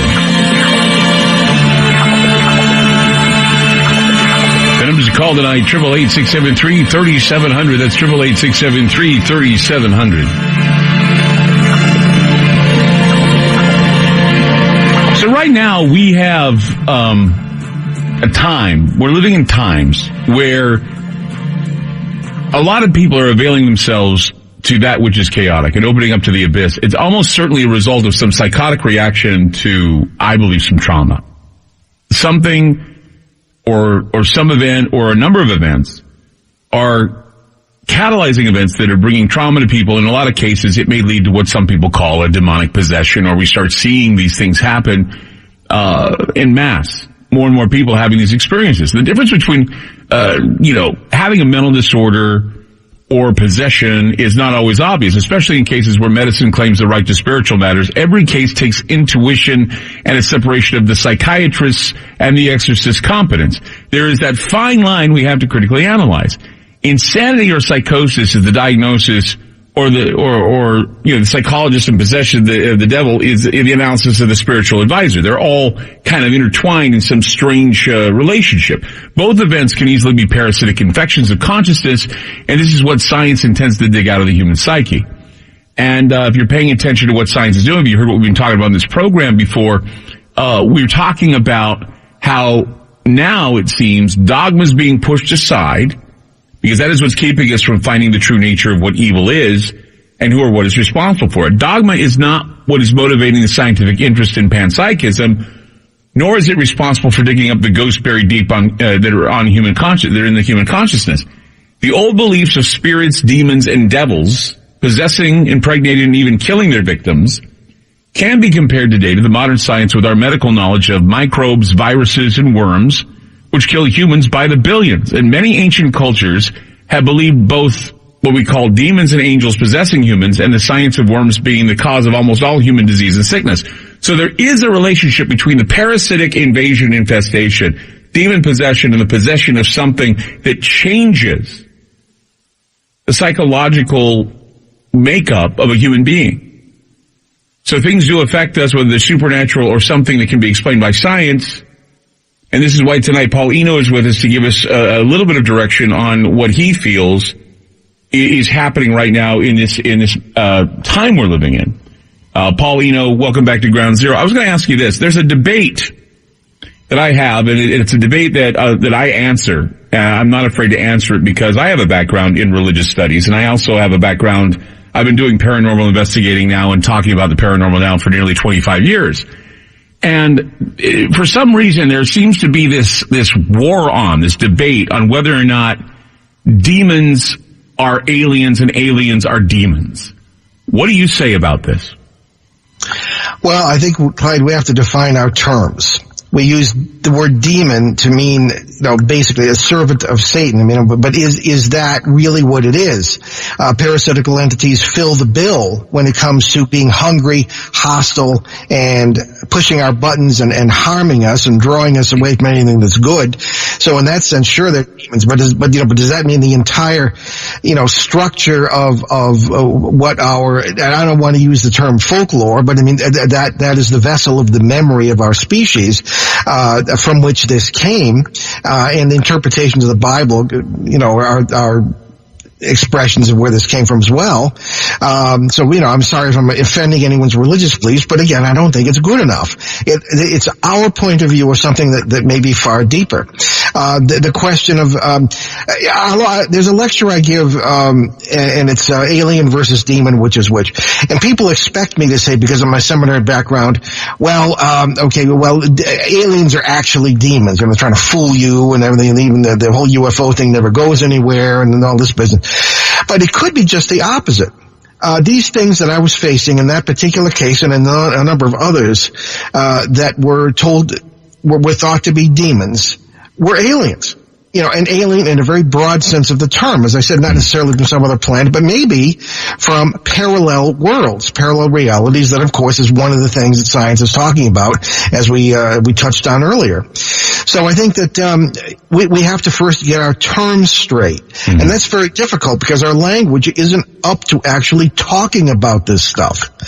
So I just think it's lazy. I always get angry because I think it's lazy to say that demons are aliens and aliens are demons. And another thing too is I always say, well, then I guess when Jesus cast the demons into the pigs, he was really casting aliens into the pigs. And I've always felt that, and I'm leaning towards what the scientists are saying now about the aliens that we are aware of, such as the Greys, are synthetic. They're not. They are synthetic entities. But when it comes to biological alien life forms, we're looking at biology. And demons are from the spiritual realm. And so therefore, they cannot be the same. Am I right or wrong? You may very well be right. Maybe I'm wrong. I don't think that that's entirely accurate. Okay. You mentioned Second Genesis, okay? Yeah. I don't think that's good enough either, because Second Genesis, in which sphere of the multiverse, in which of the billions upon billions, perhaps infinite number of branches of the world tree. Well, you're right. We have more than one Genesis. I mean, I'm saying Second Genesis just as, I mean, I could go quadruple Genesis or quadrillion Genesis or whatever, because we have these multiverses that are out there.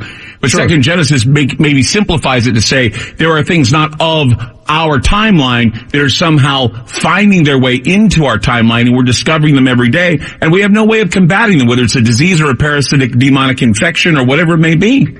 Oh, I think we have plenty of ways of combating them, including other life forms who are either neutral or, to our point of view, good. We have to define even terms as basic as evil, I think, Clyde, Mm-hmm. What do you mean by evil? Is it something that's evil for us, or something that's innately evil? And obviously there is innate evil. I mean, there are things that just, that cannot be, abided. I think that I'm not the relativist in that sense. But again, if something, why do bad things happen to good people? If you don't mind using a cliched phrase, it may be bad for us as individuals, but good for someone else. I mean, these are all things that have to be dealt with. As far as these entities are concerned, I think, again, we have to wildly broaden our definition of alien.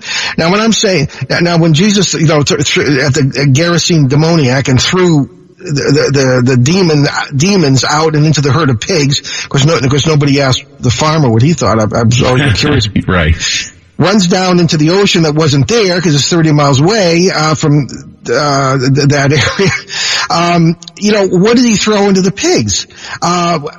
They weren't space aliens, I don't think. I mean, the alien in the sense of not human, other than human, different genesis, different nature. Maybe different motivations, different physical structure, maybe not based on carbon as we are.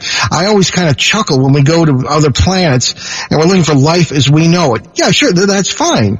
But what about life as we don't know it? Right. And I think this is exactly what we've been dealing with in cases like this. Well, they're weighing what do they call the extremophiles? They're actually weighing that now because of the discoveries in Antarctica that they're finding, where these things are living in extreme conditions, which is giving them confidence to think that they can find life on other planets on Enceladus or Io or some other moon where it's ice and geothermally heated. I can understand Europa. that. Yeah, Europa, that's right. But but the problem I'm getting is that for some reason these overzealous preachers, they get up to their congregations, they're saying, well, the fallen angels are the demons, and the demons are the aliens, and the aliens, and everybody they just quote it off as gospel, and I'm like going, why the hell? Are you trying to tell me that if our astronauts or if our robots go to Mars, and they just happen upon some small biological entity on Mars that is a life form, that everybody's going to go, oh, that's just one way Satan's tricking us. He's making us think that it's an alien, that it's some sort of demon. It's something good for us. I don't get it. I just don't get that logic. I have a hard time. It aggravates me.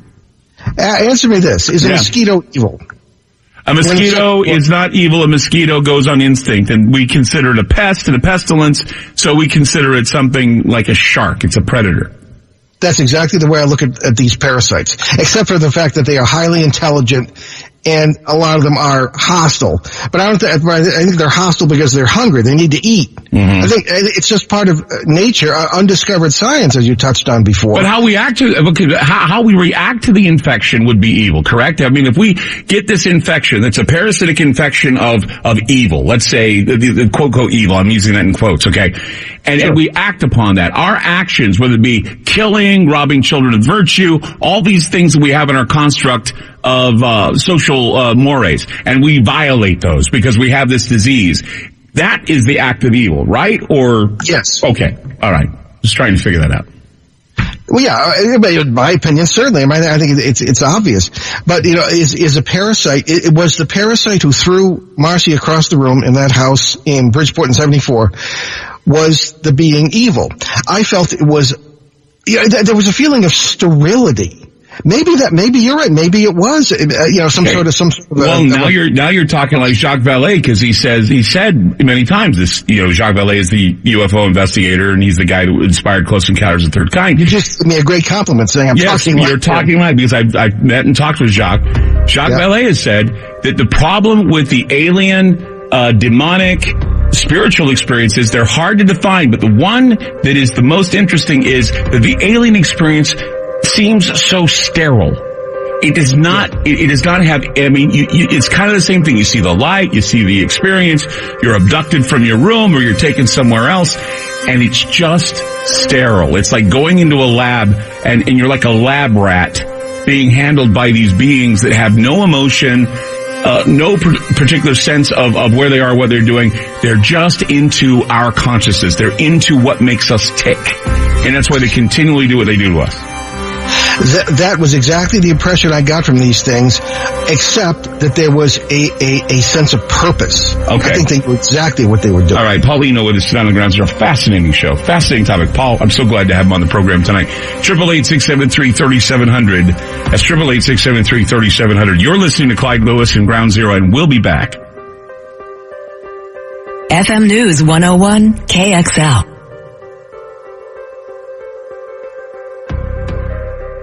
The things that go bump in the night. Ground Zero with Clyde Lewis.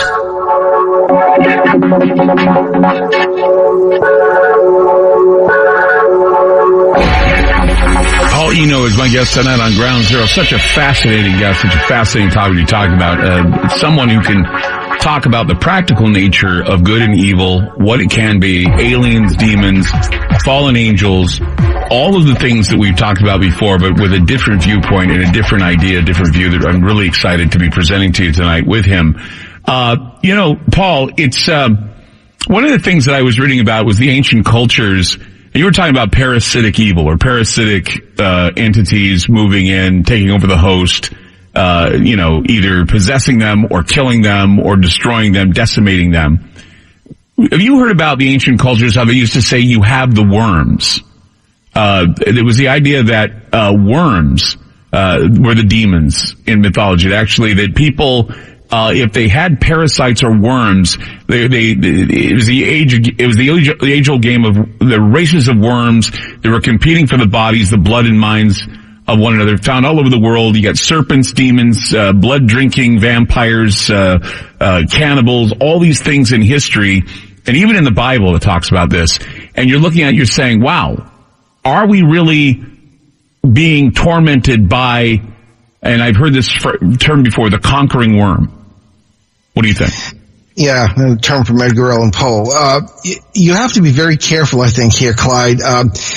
There may be a certain factor that is true in what you just said, but I think we have to be really careful of first of all, maintaining our personal responsibility and maintaining the integrity of science as well. Science is not is very valuable, actually, by all accounts. However, on that being said, there have been cases, I'm thinking one particular in Rhode Island, where there was a man who was just being pummeled by a parasitical entity in a multifamily housing dwelling. Mm-hmm. And Shane Searway and I were working on this is 20 years ago. But the man had all kinds he was homebound because of illness. He had pancreatic cancer, which is really nasty. But as soon as the parasite left, he actually went into remission. I mean, there may have been no relationship, but there was an ancient belief that the demonic or whatever, they wouldn't say parasitical, but demonic factor in physical illness was a real one. I've seen, I was able to have special courses at the seminary, this Wadham Seminary near the State Hospital in Ogdensburg, New York, set up for me by the academic dean. Because they want to be able to tell the difference between who's crazy and who's, like possessed, that kind of thing. Right. But it wasn't that simple because the psychiatric illnesses at times, to me, seem to be intertwined with the, paranormal phenomena and with the parasitical entities, at least as I was beginning to think that they were. And so, it's a very complex and dangerous path, I think, to start that to start down, and as far as blaming parasites for physical illnesses. And I should point out that in the Gospels, there's a clear distinction made from time to time between people who are crazy and people who are possessed. Okay. Sure, and the division is there, and the idea is there. Things, yeah. But how can we get it out of them? And this goes back to things like electroshock therapy just drives all the memory out, or whatever else.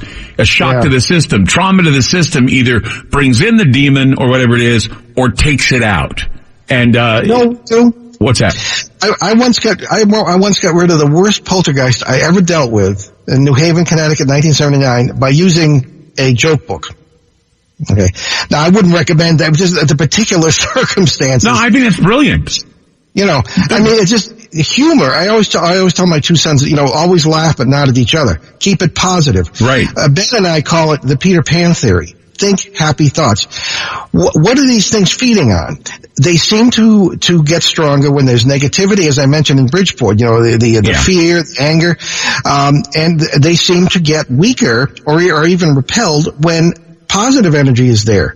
Hence, humor, faith, anything that's good, that dispels the negative energy will cut off the food supply and they'll go somewhere else. See, this brings up something, I'm going to have to bring it up after the break, something that, I also want to ask you about, because I've asked, people like Rosemary Guiley and others, and they agree with me, and people always get pissed off at this too. I'll ask you the $100,000, $1.6 billion question coming up on Ground Zero, so we'll be waiting for it. Paul, with us tonight on Ground Zero. Then we're going to get your phone calls at 888-673-3700. That's 888-673-3700. I'm Clyde Lewis. You're listening to Ground Zero, and we'll be back.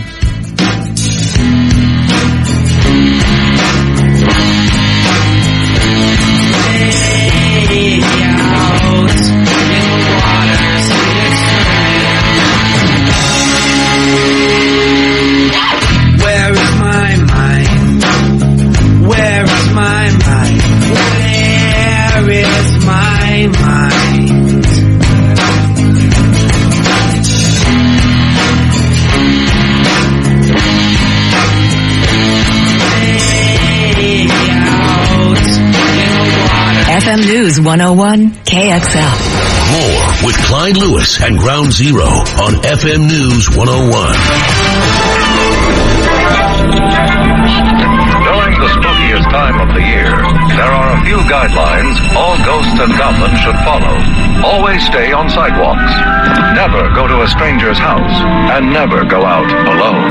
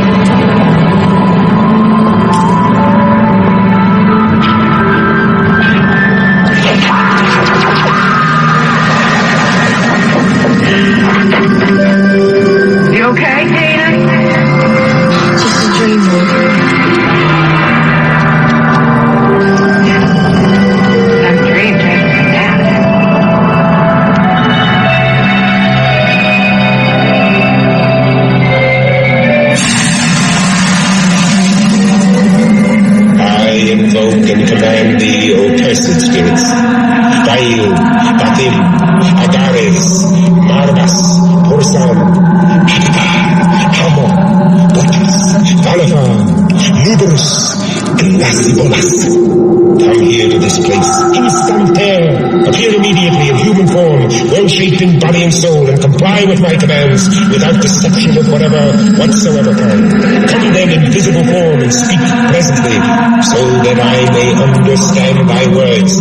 Come in the name of Eod, Elohim, Elion Gibor, Vadav, El Adonai, Sabaoth, Elohim, Sabaoth, Shadi. If thou dost not come, or disobey me in any way, I will curse thee, and will cause thee to be consigned in the bottomless pit, where thou wilt remain until the day of judgment. Come then, appear before this circle to obey me utterly. Come in the name of Adonai.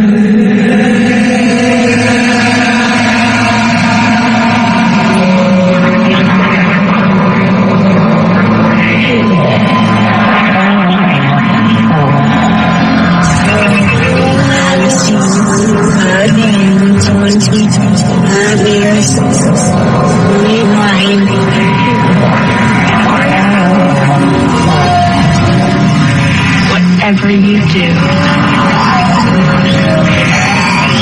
don't fall.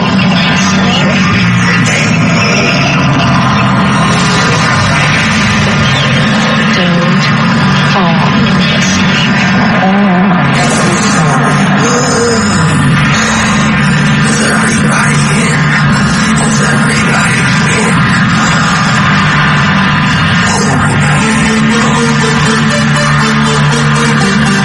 I'm Clyde Lewis. You are listening to Ground Zero. Tonight, my guest is Paul Eno. And what a show it's been. Amazing show. Never thought you'd find yourself talking about the paranormal in such a way. It's such a fascinating way to discuss it. BehindTheParanormal.com, www.BehindTheParanormal.com, or www.NewEnglandGhosts.com. I'm talking with Paul Eno tonight. So, you said, now let me get this straight. You said you cast out some sort of a chaotic parasitic demon by reading a joke from a joke book. Am I right? Well, I know I cast it out. It was, it had pretty much, there were 6 of them we judged, and they had pretty much turned this apartment upside down. It was one of these apartments. It was in New Haven, Connecticut, and there was a store beneath it that the woman had run. Mm-hmm. And she had just done everything wrong before she called us, and us being myself and another seminary student who was actually didn't get thrown out as a priest today. This was I don't know. There were things that would be flying around in the store. There were things that like she'd been using Ouija boards. She called in a psychic, of course, who didn't know anything, right, and a medium and all this business. By the time we got there, and she took her daughter and moved her to her sister-in-law's house, to the daughter's aunt's house, and she would come in every day and literally fight with the thing. She was feeding it and feeding them, I should say, and feeding them and feeding them. Mm-hmm. So by the time we got there, it was so, if you want to say full, I walked in and stuff started to happen immediately. That almost never happens. A huge armchair would fly right from my head. Had she not screamed and I ducked out of the way, this conversation might not be taking place, Clyde. Mm-hmm. So, we got in there and I thought everything has got to just be positive. Everything has to be positive. Mm-hmm. So the joke book idea hit me, and we got the daughter back. We sat down. There were 4 of us. We yucked it up all evening. The things were never seen or heard from again. Now, again, as I said, to run its course, in my opinion, I wouldn't recommend that. Okay. Well, this leads me to my question. I've had several guests on the show talking about the way to at least subdue or, I guess you could say, get a demon out or force a demon out or somehow tell it to go. And we always get, and one of the things that I really, really, really hate is when I watch ghost hunters say, go to the light. And I say to the ghost hunters, I say, you know what? That's like telling someone to go to the bathroom. Go to the bathroom. I don't want to. Go to the bathroom. I don't want to. It's the same thing. You don't tell a ghost to go to the light. You don't tell a spirit to go to the light. It's the stupidest thing I've ever heard. Don't do that, okay? I always laugh and say, well, the light is a trap. Don't go there. The second thing is that so many people, and I always get into arguments because I've had experiences investigating ghosts and investigating demons too. And they always say, well, all you gotta say, Clyde, is I rebuke you in the name of Jesus Christ. And it goes away. No, it doesn't. And I've always had the argument, no, it doesn't, because you cannot. And I tell people that sometimes we have entities that are in places that seem to be older or even pre-Adamic demons that are there that somehow don't even know what we're talking about. They just look at us and laugh. I'm just curious. Is that, I always say, well, that's the first antibiotic to use. If that doesn't work, then what? And people always say, oh, it always works. Well, no, it doesn't always work. Can you tell me, because I've been, noticing too that in horror films lately, they don't use Satan anymore. They're using Paimon or Valak or Asmodeus or other demons. Pazuzu, of course, was in The Exorcist. They're using all these other demons, and people like going, well, they're all Satan anyway. No, they're not. There's a hierarchy of demons. Even Solomon said so. So what's your take on the idea that the whole I rebuke you in Jesus Christ antibiotic to get rid of demons?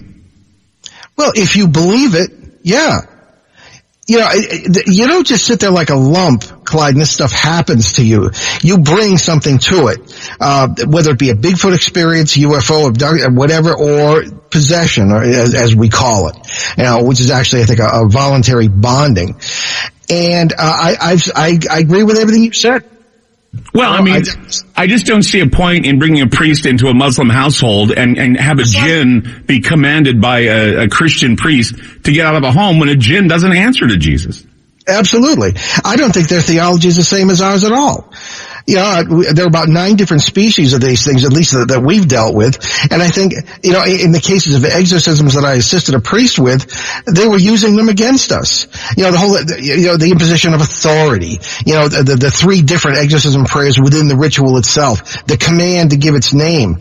I think the most horrifying thing that ever happened to me was at the time, and I don't like to talk about this, but in the St. Lawrence State Hospital, when the priest demanded that the thing that we thought was possessing Barbara, 17-year-old girl, demand that it give its name. And I had told the priest outside, so how do you know it's telling the truth?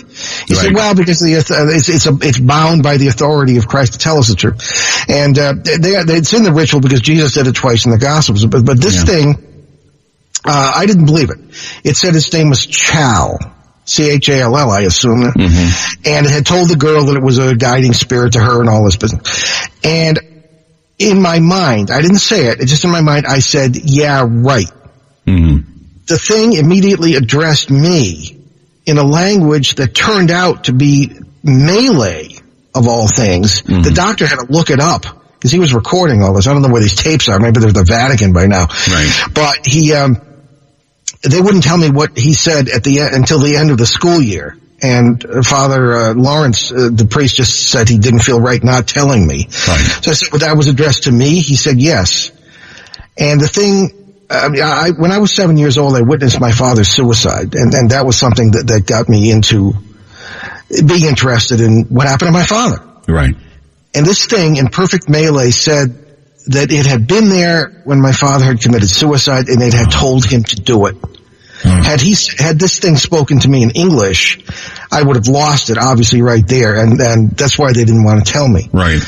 So I've had to live with that, the words of this thing, and I just don't, excuse me, I just don't think these things have the same theology. No. They're using it against us, and it got stronger, and as a matter of fact, within 3 years, Barbara was dead.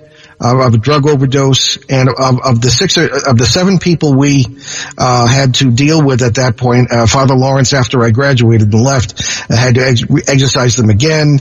And the exorcisms at times will take months and involve several priests. Yeah, it takes a while. And you know, the reason why I used to be of the Jesus Christ works all things mindset until one time I was at a place. They called me in to do an investigation. It was a former theater, mortuary that turned into a bar. They turned it into a bar, and the bar was haunted. It had all kinds of problems. It had a crematorium in the basement of all places. It was haunted. It was crazy. And we decided that we were going to go in, and we had this room, and we wanted to find out just what was going on, what was haunting the place. And one of the things that happened, and this is the scariest thing that's ever happened, when you do seances or when you do things like this, you always tell people, one, if you're going to be part of the seance, you can't have any alcohol. At least after you're done, you can go have whatever beer you want, but don't have any alcohol. Don't come into the seance drunk. Don't come into the seance, the way, just under any medications, because this will definitely create a problem. And we had a woman that demanded that she come into the seance that we were doing to try and contact whatever was going on there. Come to find out, what happened is we had corners in this seance. We had women that were standing at the corners of the seance to make sure, watching everything to make sure everything was going okay, no demons or anything were getting into the room. We were using several oracles to look into what was going on. And all of a sudden, I realized something was wrong in the circle. And I noticed the women in the room were buckling over. They were doubling over in pain. Every woman was doubling over in pain except for this one young girl that was at the table and this older woman. And I was thinking, what the hell's going on here? all of a sudden, and this is no joke, and I have a guy named Aaron who I worked with who was doing this, and he was there with me, and there was another girl named Sadie who worked with me as well. She was kind of like the scribe of what we were getting from a Ouija board and from other things. And all of a sudden, this demon, we found out it was a demon, it called itself Abisuth. And I realized what Abisuth was. It was the demon that hunts down children in the womb and kills them. And I was noticing all the women were doubling over. Now, I realized that something was wrong, and I told everybody, get away, get out of the bar. They all had to evacuate. We evacuated the bar. Come to find out there was a woman, the woman that demanded to be in the seance actually had been drinking that night, and we found out she was pregnant.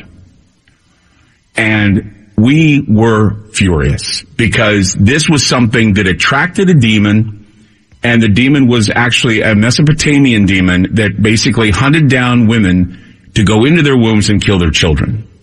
And the reason why these women were doubling over is because of the fact that whatever was going on in that room, that demon was going from woman to woman to try and find that baby. And the only reason why the older woman didn't double over, she had a hysterectomy, and the other girl was not of age to be in a bar. And we found that out too. And so this was one of the scariest moments I ever had, and it wasn't the power of Jesus that had to take it out. We had to command it, calling upon angel after angel, and even some of the names of other demons, and just calling out. We had a medium there, we had a priest there, we had a number of people there, and we were doing everything we can. My poor friend Aaron, who was working with me, he was actually shoved into a wall, and he was stuck on the wall as if he was Velcroed to the wall, and he had asthma, and he could not breathe. So we had to get him an inhaler, and once he took a breath of the inhaler, he fell off the wall. It was the scariest experience I ever had with that, because one person violated the rule. You know, that's the thing, is when you're doing things like this, people don't realize how powerful it is, and they will challenge it. They will challenge it by either being drunk or drugged, or they'll do something that they're not supposed to do. And that's why we hear horror stories about Ouija boards. That's why we hear horror stories about tarot cards, is because people don't realize how powerful they are, and they play with them as if they're toys, and they're not toys. It's like playing with a plastic bag. You put it over your head, you'll suffocate. And that's how I feel about that. What do you say about that? Oh, I agree 100%. Maybe you shouldn't have done the seance in the first place. Well, yeah, you know, we had to do it though, because we were, the ghost investigators were there that we had, and they were good investigators. They're competent ones. We had a priest there. They demanded it because the problem was that the building was having all kinds of problems. I mean, they had sewer backing up. They had this black tarry goo that was backing up in the basement. And they said this is Amityville horror stuff, Clyde. What are you going to do? So I organized a group of people to go in and take care of it. But, one of the things they did was they wanted to hold a seance, and it was very well done. But we had to make sure that people that came in were responsible, and apparently they weren't responsible. They didn't take it seriously. And that's why we had the problem. So they've condemned the building now. It's still haunted. They had a bank in there that went out of business because they couldn't keep up. The place was still haunted after we left. Well, I think you might find that it went back a lot farther than the funeral home. There are certain places you just shouldn't build buildings. Yeah. They call it the butcher block is what they called it back in that area. It's called the butcher block area. And it's because they had butchers and they had funeral homes. They had everything in that area. We'll be back with some calls. Paulino with us tonight on Ground Zero. 888-673-3700. That's 888-673-3700. Don't go away. This is Ground Zero with Clyde Lewis on FM News 101. Okay, so we're running against the clock. So when I get to your calls, just get right to the point and ask the question of Paulino with us tonight. Here we go. Let's go to Chris in Texas. Hi, Chris. You're on Ground Zero. Hey, how's it going? So, it was pretty interesting just hearing about the whole the cases and whatnot. And to be honest, some of the stuff that I've been hearing is absolutely terrifying to me. I never would have thought it was possible. But when you're talking about different paranormal groups and whatnot, the one thing that comes to my mind is, what do you think of Ghost Adventures? They're the crew that's been around on the Travel Channel, that's been around for since 2004. Right. What's your guys' opinions on that? What do you think of the Ghost Adventures, Paul? Well, Chris, I didn't hear the entire question. However, I don't usually watch these shows. I don't really have the time. I think that basically the shows reflect 19th century thinking, the old dualism and, spirit world versus physical world, and all the baggage nonsense that I think is tied to the labels I mentioned, and does not go into the what's beneath the labels and into the depths of the more profound ideas. It's entertainment, not science. There you go, Chris. Thank you so much. That's a great call. Thank you so much. Let's go now to Jordan in Texas. You're on with Paulino. Go ahead. Howdy, gents. So my question is, how or when or why did you ever associate an amiable spirit with not being satanic? Just because it's a little kid pushing a ball across the hallway doesn't make it not satanic. So, I mean, I just want to know, like, where did you, I guess, base that conclusion? Now, what's this again? I didn't even really understand the question, so I don't know if you did. What was the question again? Oh, pardon me. Okay, so the question is, why, if you have an amiable or a great or a good experience with a spirit, is that not satanic? Why is it not satanic if you have a good experience with a spirit? Yeah, okay. Like just because it smiles at you or does something kind, you're like, oh, this must be something different. Okay, so why would it be not satanic if it's smiling at you or if it's being nice to you? Well, I mean, again, the term satanic, I mean, I'll assume that means hostile or harmful to us, and certainly to our spirituality or to everything else. Yeah, it could very well be harmful. You don't trust anything. In the Epistle of John, it says, do not trust every spirit. In Greek, which says, is usually different from the English, it says, do not believe every spirit. Okay, that's very important advice, regardless of your religious beliefs, you know. So, no, I don't trust any of these things. Yeah, I mean, you need to be careful with all spirits, because they're just like humans. They're hard to predict, they're hard to figure out, and they do act erratic sometimes, like we do. BehindTheParanormal.com, www.BehindTheParanormal.com, www.NewEnglandGhost.com. Paul Eno, always a pleasure. Thank you so much for being on the program tonight. Great, Clyde. Thank you. You have a great night. And we'll be back with more of your calls right here on Ground Zero. Some of your experiences, too. I'd love to hear them tonight. So give us a call. 888-673-3700. You can listen by going to listentogroundzero.com. That's listentogroundzero.com. Back with more Ground Zero. Don't go away.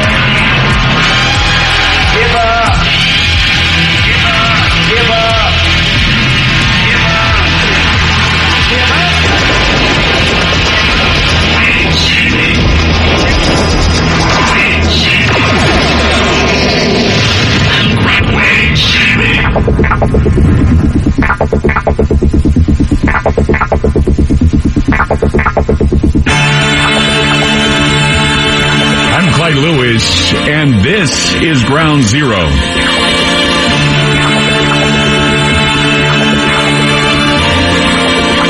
The numbers to call tonight, 888-673-3700. That's 888-673-3700.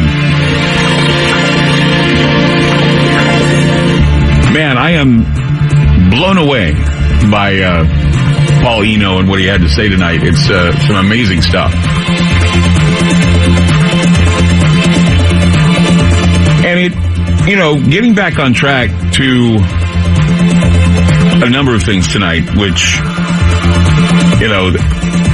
I hope I'm giving you a slice of Halloween that you don't hear anywhere else. Because, I could, bring on some very sensationalist things. But to get the information from someone like Paul Eno, who, of course, being a priest and, going through the seminary and invited and working with Ed and Lorraine Warren and everything that he does. The whole science approach, the whole practical approach. I mean, you go back to, and he brought up again, Second Genesis. And when it comes to the creation of mankind, there has been a great debate as to who has the best story to tell. And science has its stories of evolution and monkeys and whatever else is left. Religion tends to sew together in a vague, way that's unaware of the occult nature of creation, and how there are many myths in ancient texts that explain in a better way the fairy tale observations of some theologians. And I'm not saying that religion is a fairy tale, but I'm saying, as I said to Paul, I said, there are many zealous clergymen who decide to interpret things the way they want to, and most of the flock, they repeat it. The Gospels were given to those who lived in the first centuries of Christianity, and if you believe that today the Gospels can give the whole of Christianity, arguably you believe in a half-truth, because, I just think that a lot of the time, people in confusion and worried about, people losing faith, they immediately jump up and down and scream, no fair, no fair, no fair, but, you gotta use a healthy dose of wisdom when you're reading the holy writings. And as he said, there are different languages and different ways to interpret them, and there are a lot of things in the Bible that lend itself to the occult world, the paranormal and the supernatural world. And it's with great arrogance that the spiritual sciences and the ability to use science and religion together are forbidden by some believers in Christianity. And this is why I think it's hard to talk about the paranormal without falling into the traps that the paranormal seems to set. We're told that there's one God we worship and one evil, and that's Satan and God. Well, sorry, but you've got many pantheons, many denominations, many gods and demons that are unleashed that seem to be legendary amongst the people that they're trying to impress. And some pay attention to these beings while others believe that they don't affect them. And there are simply patterns and names that constantly show up in the abyss. And when events that seem demonic happen, there is always a demon that is responsible, or an entity whose name is spoken of when darkness falls, or when the abyss is opened, or when people feel like they're possessed. Now, I was reading an article today. Now I'm going to share it with you because I think it's kind of terrifying. Zozo, or Zoso, Z-O-S-O, or Z-O-Z-O, is a demon that many people are familiar with. And why? Because the demon, Zozo, has allegedly harassed hundreds of young people who find it necessary to play with a Ouija board and unleash demonic forces from the spirit world from a Ouija board, because kids don't realize that it's not a game, it is a switchboard. And it opens you up to experiences you wouldn't normally have. And so many people have come in contact with Zozo. And there was a guy, I think, there was a number of experiences. I think it was I first talked about this in a seminar that I held about demonology and demon summoning and Ouija boards. And I said, the Zozo demon is the demon that most certainly shows up in various Ouija board sessions. And I think it had a lot to do with The Exorcist, because Captain Howdy, of course, was Zozo. Captain Howdy was Pazuzu. Zuzu and Zozo, Pazuzu and Zozo, they're pretty much the same demon, if you will. And it's the demon of pestilence, it's the demon of infestation and infiltration. And so you need to understand that there are demons. And someone sent me something that's really amazing, and I'll share you with that too, about Abisuth and Lamashtu, which of course is the woman demon that erases children. And this is something that, of course, was talked about with the erecting of this archway in the Washington Mall. And of course, this type of iconography that prompts or somehow affects us on a conscious or an unconscious level. There's a reason to believe that these things are there. And occurrences of demonic possession and demonic appearances, always I find there seems to be a pattern. And all the stories regarding Zozo or the demon are more or less the same. You sit down, you touch a Ouija board, and anything even remotely resembling a Ouija board, and sometimes Zozo the demon shows up and people freak out. Well, I'm wondering if it's a lot of suggestion or what have you. I want to play you, and this is a well-known video, but I'm going to play you the audio. The audio is just as disturbing, of a number of kids, and they say that this is supposed to be a real encounter of Zozo, and you'll be able to hear it here. I'm going to play it for you. These are a group of young people recording a Ouija board session, and apparently Zozo shows up. And so listen to this. Here we go. All right, you ready? Yeah. Come on, Nick, hurry up. I'll be right there. Give me 1 second. All right. Cool. All right. Let's give it a shot. Okay. Okay, so. You ready, guys? I'm ready. Is there anyone here? Besides us? Come on. Let's switch spaces. You write down. All right. You record. Monica, you got this. You got this, girl. Yeah, girl. All right. Watch out, Ouija board. We're coming for you. Okay. Is there anyone here with us? Are you? No. Are you touching? Are you? No. That's crazy. I'm barely. I barely have my hands on here at all. What? Wow. That is really moving now. Yes. Okay. What is your name? Ooh. Wow. What is the deal with these swirly things? His name is 8. Z O Z O Z O. Oh my. Oh, is your name Zoe? Oh, it's so freaky.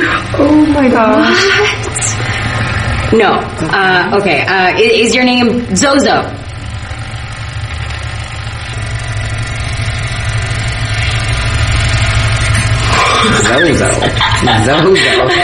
Zozo the clown. That is so creepy. What the? Monica, what are you doing? Hey, Monica! Oh my God, Monica! Monica, calm down! And there it goes blank because, there we go. Okay. And then, of course, she goes into convulsions, and that's the end of the tape. But there are plenty of experiences that people have had with this type of, I guess you call it, infestation. And it's funny how it just overcomes her. She's laughing hysterically because she panics because she's communicating with something she doesn't understand. And someone had sent me, and this is amazing work, and I wanted to also commend this person for sending me this. In fact, Gary, I want to thank you for sending me this. There's actually in the U.S. National Library of Medicine, there's a document that talks about Lamashtu, who's another demon that, of course, another name for Lamashtu is Ovisud. And it's called She Who Erases. And this is in the Journal of Clinical Pathology, the journals of National Institutes of Health, talking about pregnancy and how it's always been, in ancient times, a dangerous and often even lethal period of life, with many diseases threatening both mother and child. In modern times, these diseases are often well recognized and may be adequately treated with sufficient medical expertise and appropriate political situation. In ancient Mesopotamia, the source of pregnancy and childbirth-associated pathology was sought in demonology. One specific demon in particular was held responsible for diseases of this sort, namely Lamashtu, which is Akkadian, and it's called She Who Erases. Daughter of Anu, one of the greater gods, her appearance was terrible as her work. Equipped with a hairy human body, the head of a lioness, teeth and ears of a donkey, and bird feet with sharp talons, she is often shown standing or kneeling on a donkey, nursing a pig and a dog, and holding snakes.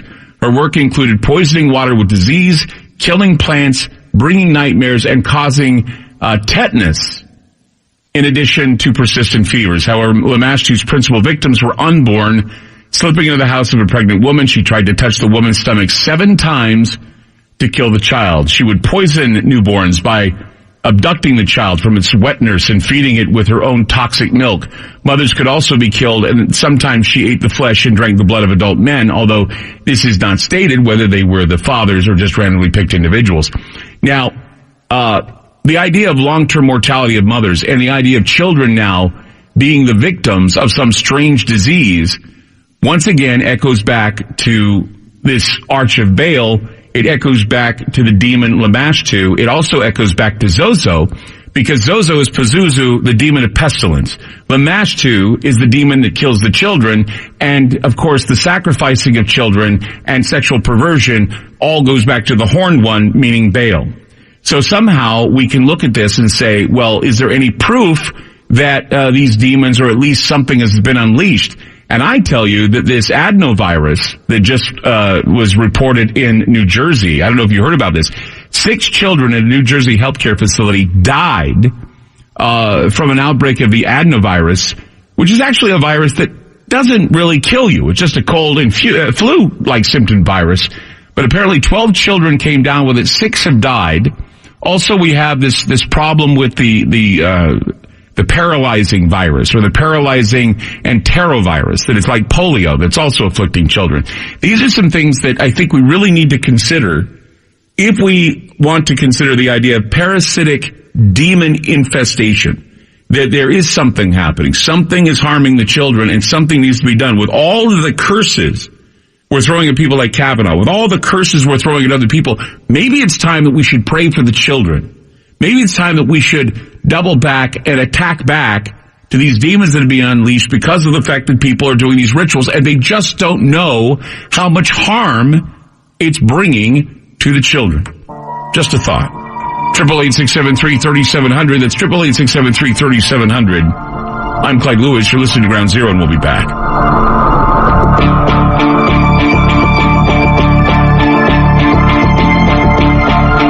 FM News 101 KXL. This is Ground Zero on FM News 101.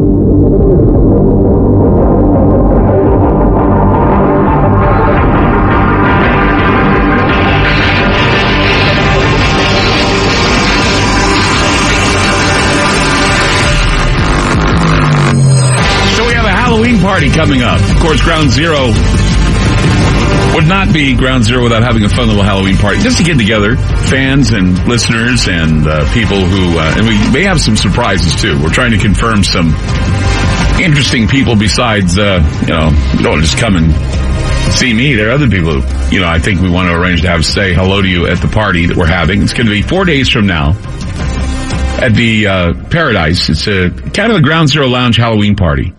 And I don't even know if I'm going to do any Ground Zero lounging stuff. I may speak, of course, have some fun, tell some stories. Maybe we can tell some scary stories and share some scary experiences. Of course, karaoke, a lot of things to do. You have to be 21 or older to participate.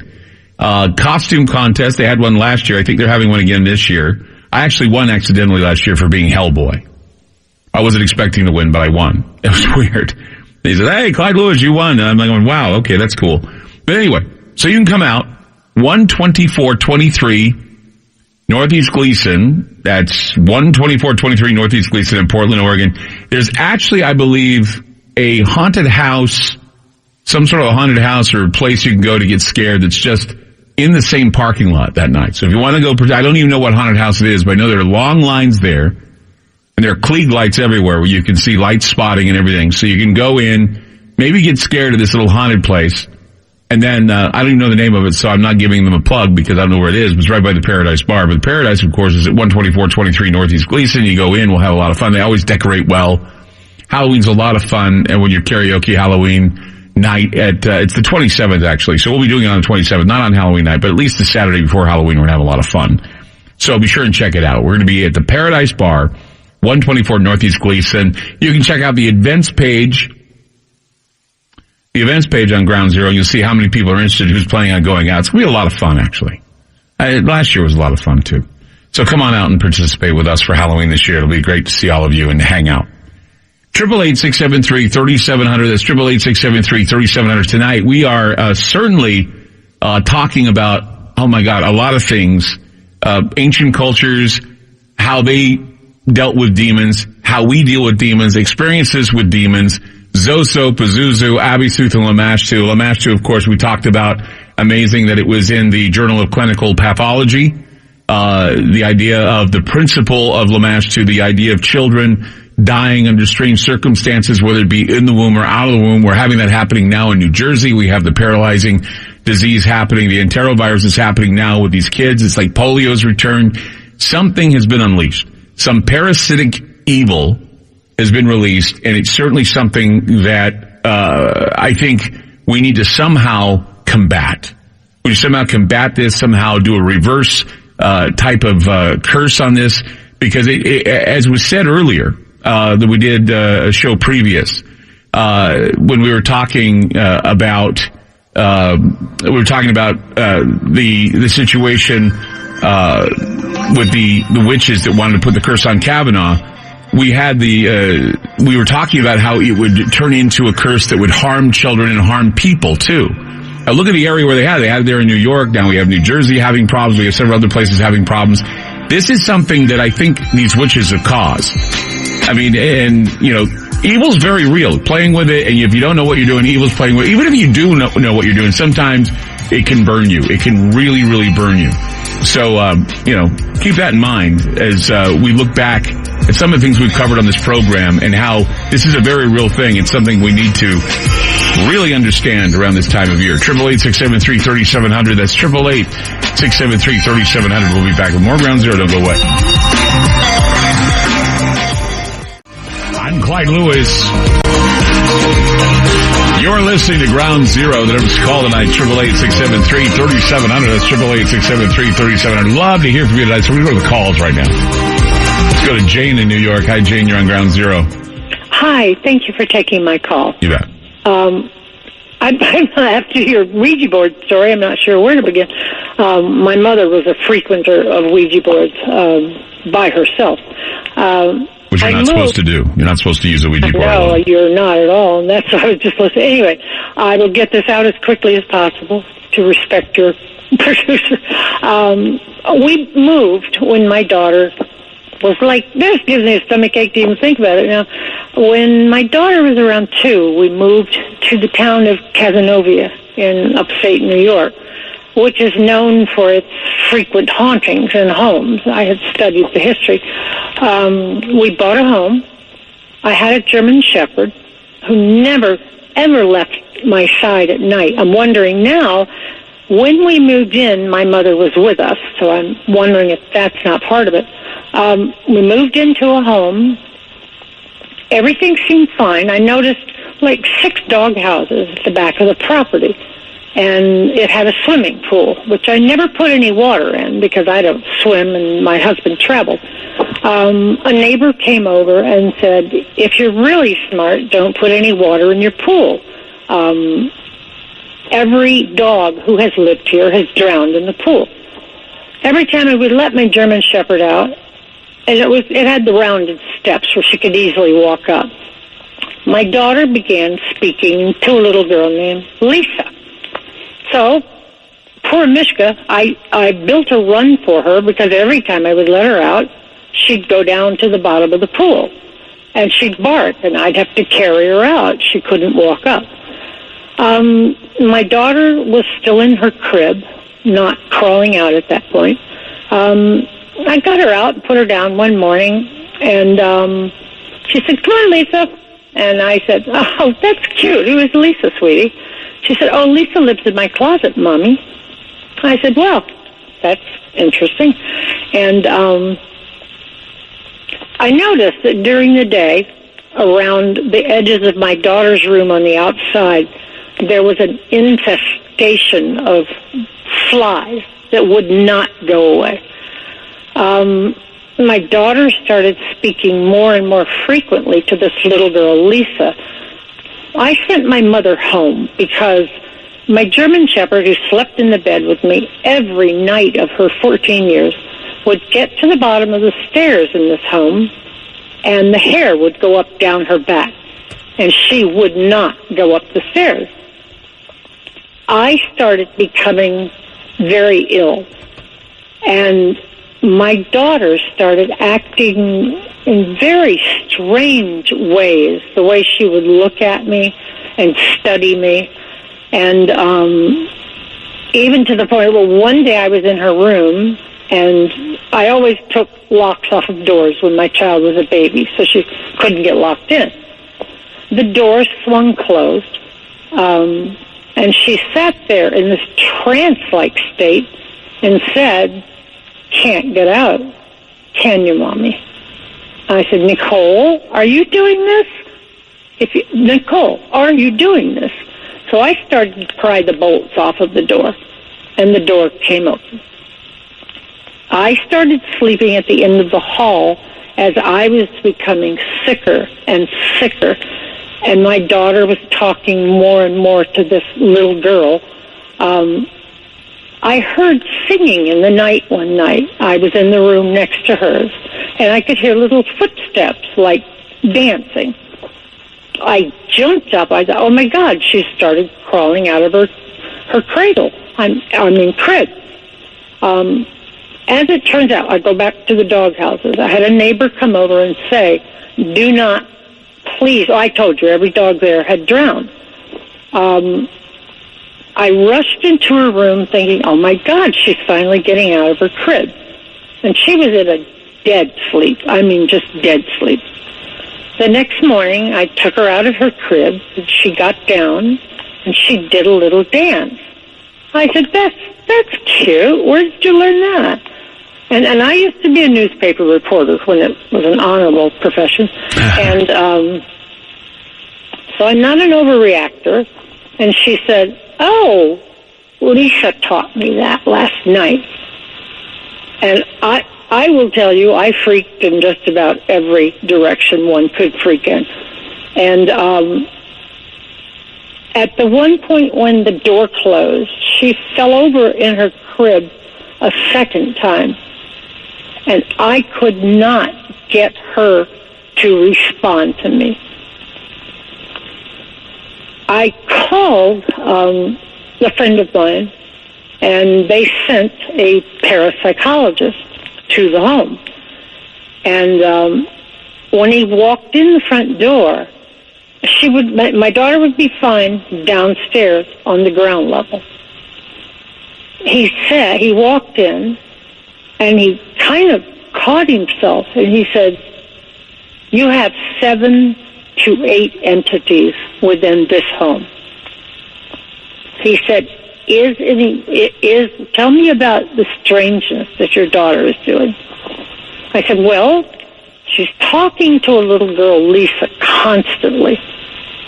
But she doesn't talk to her downstairs. It's only in the upstairs. He said, I'll tell you, I looked through the history of your home. There was a little girl. He said, which is her room? And I showed him. He says, oh, please, could we please just leave this room? He said, there was a mother who beat her child to death in this home. Oh, my God. And the little girl's name was Lisa. And I said, no, that can't be. He said, no, it really is. He says, do you notice any changes in your daughter? I said, I do. She's very calm about things. She will watch me and stare at me as I walk around the upstairs.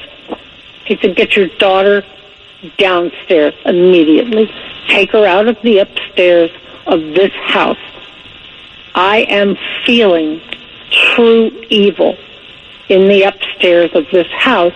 This house, he said, are you ill by any chance? I said, yes, I've been so ill that it's difficult to go and just change her little diapers because I'm so weak. He said, I feel that a spirit is trying to separate you from your daughter and to keep her as part of this house. So I packed her up. I took her downstairs. I left. I just left. I thought, I'm not going to keep my baby here. I'm not going to keep her in the house. And he made me aware that several other people had bought that home, and no one ever stayed for more than a year. But they wouldn't tell anyone why. But being who I was, I thought, I really want to get to the bottom of this. And once my daughter was downstairs, she was fine. I walked upstairs one day to get something out of the linen closet, and she was in my arms, and she looked at me and she said, Lisa doesn't want you to touch that. I said, sweetie, are you seeing someone or talking to someone? She said, I'm not answering, Mommy. So I took her downstairs. I packed everything up. I left the house. The parapsychologist said, I do sense at least 7 to 8 entities. One very ill entity that wants your daughter. They want her back as their child. I thought, oh my goodness gracious in heaven above. So I moved out, and that was what triggered me studying about the paranormal, because I witnessed it. I experienced it. And it's not something you necessarily need to be afraid of, but you need to be aware of it and plan accordingly. And the thing about it, too, and the way you've discussed it and you've related the story, a lot of people don't realize that, you know, the problem we have is we have this image and action parameter with regards to how Hollywood depicts the paranormal. Exactly. And what they do. And most people, when you say to them, this is something that is along the lines of paranormal, they won't believe you because they're expecting something that is just over the top. Yeah. They're expecting growling you to, and snarling. growling, snarling, and that's good for the aesthetic. It's good for entertainment. It's good for whatever. But when you're really in the middle of it, simple things like clicks, or simple things like feeling the covers move, or that you didn't move, or that there's no cat in the room, or having a child give you details about something because they have an imaginary friend that's telling them and whispering in their ears something. These are things that, you know, you need to pay attention to. And a lot of people are cruel. A lot of people say, well, if I don't see it, obviously there's nothing that proves it. Well, it doesn't mean jack to that. I mean, if you're having the experience, you know the experience. It doesn't matter what other people think. You're having the experience, and you cannot put your finger on what it is or what's tormenting you.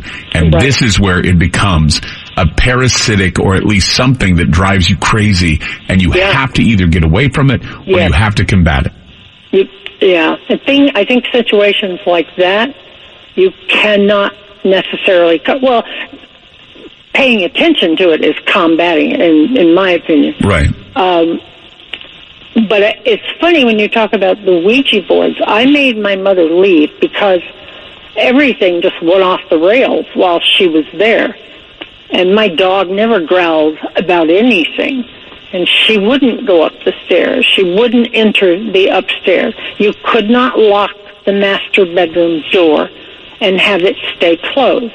It would be ajar the next morning. Well, I look at some of this paranormal activity as like having an atmosphere unto itself. And like if you have a storm in the jet stream that moves across an area, it can pick up momentum and become a violent storm, or it can be just a wimping storm. It wimps out because of something else, like a high pressure system that forms. And so what you're doing is you're taking an area of high pressure and you're bringing in an area of low pressure. Whenever the high pressure and the low pressure come together, you have a major, when you have the cold and the hot coming together, you have a major storm. Sometimes you have a tornado, other times you have hurricanes. So what you're doing is you're going in thinking, well, I'll be able to take this. It'll just be a small, minor storm by, mixing the paranormal around, kind of mixing it around like a little pinwheel, makes a little bit of air and wind. Sometimes, though, you don't realize just how much power you've moved, how much power you've actually made chaotic, and it could wind up being a storm that you cannot control. And when that happens, this is where you have the psychotic break. This is where you have the possession. This is where you have all this. So, Jane, thank you for your story, and thank you for sharing that with us tonight. Thank you so much for having me on. What a great story. Thank you. You're amazing. You really are. And people need to acknowledge when they see something and not ignore it. That's right. Jane, thank you so much for that advice. Thank you for coming on my program. Do you have an experience? Jane's experience was very thorough and very amazing, very interesting. I'm blown away at some of the remarkable people that listen to this program and how they participate in it. More to come. More calls, 888-673-3700. That's 888-673-3700. We'll be back with more Ground Zero. Don't go away. FM News 101 KXL. So, you love talk radio? Then you'll love TalkStreamLive.com. TalkStream Live is always on, 24/7 with the best streaming talk shows. Find your favorite talkers and discover some new ones. It's free, readily available online or on mobile with any smartphone or tablet. Finding your favorite talk shows all in one place has gotten a whole lot easier. Just go to TalkStreamLive.com. Be sure to download the free apps from Google Play or the iTunes App Store. This is Ground Zero with Clyde Lewis on FM News 101.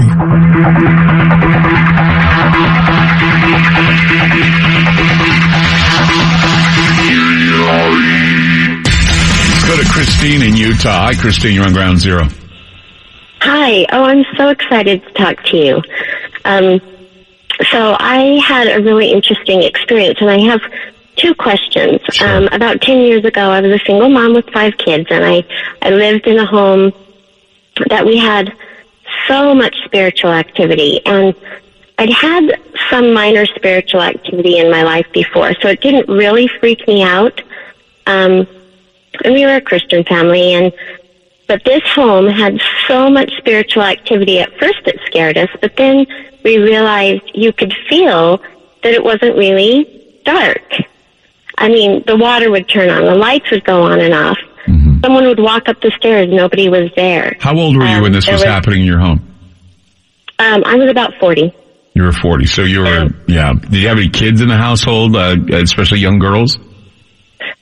Yes.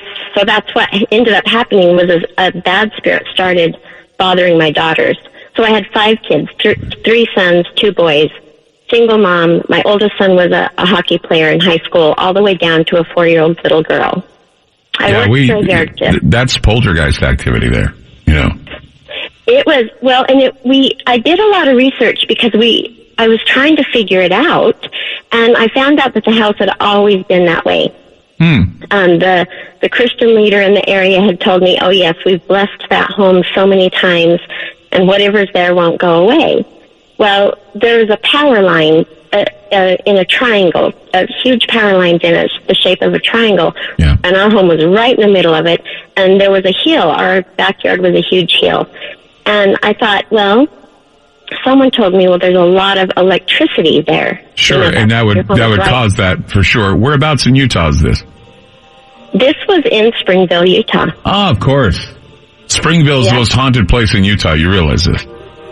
No. It is. It's always been, it's UFO activity, witchcraft, UFOs, ghosts, everything happens in Springville. I'd had some UFO activity before. I disappeared for like 2 hours. I have no idea what happened. That little place near Provo that everybody's afraid to go to, actually. So, yeah. Well, there you go. That's where we lived. In fact, I was in an automobile accident there, as a matter of fact. You were? Where? Rear-ended. I was, when I was in my high school days, rear-ended. I was in my girlfriend's grandfather and grandmother's car. We were rear-ended by a truck going 85 miles per hour. I survived it. And so did she. We wound up in the front seat. We didn't know why we wound up in the front seat. Is there more to your story? Were you on highway? I can't remember what highway. You want to hold on? I want to hear the rest of your story, okay? Yeah. Hold on. We'll get you right after we get back from the news break. I want to hear more from Christine. Yeah. That area is just completely, it's something weird about that area. Something in the water. We'll be back. Don't go away. I'm Clyde Lewis, and this is Ground Zero.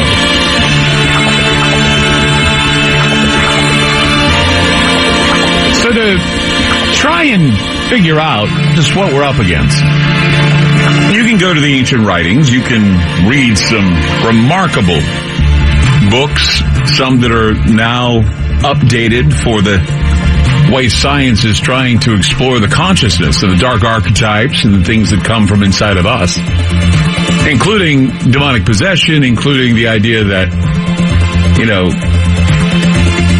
on a spiritual level, it's demonic possession. On a more clinical level, it could be psychosis or some other mental malady. Who knows?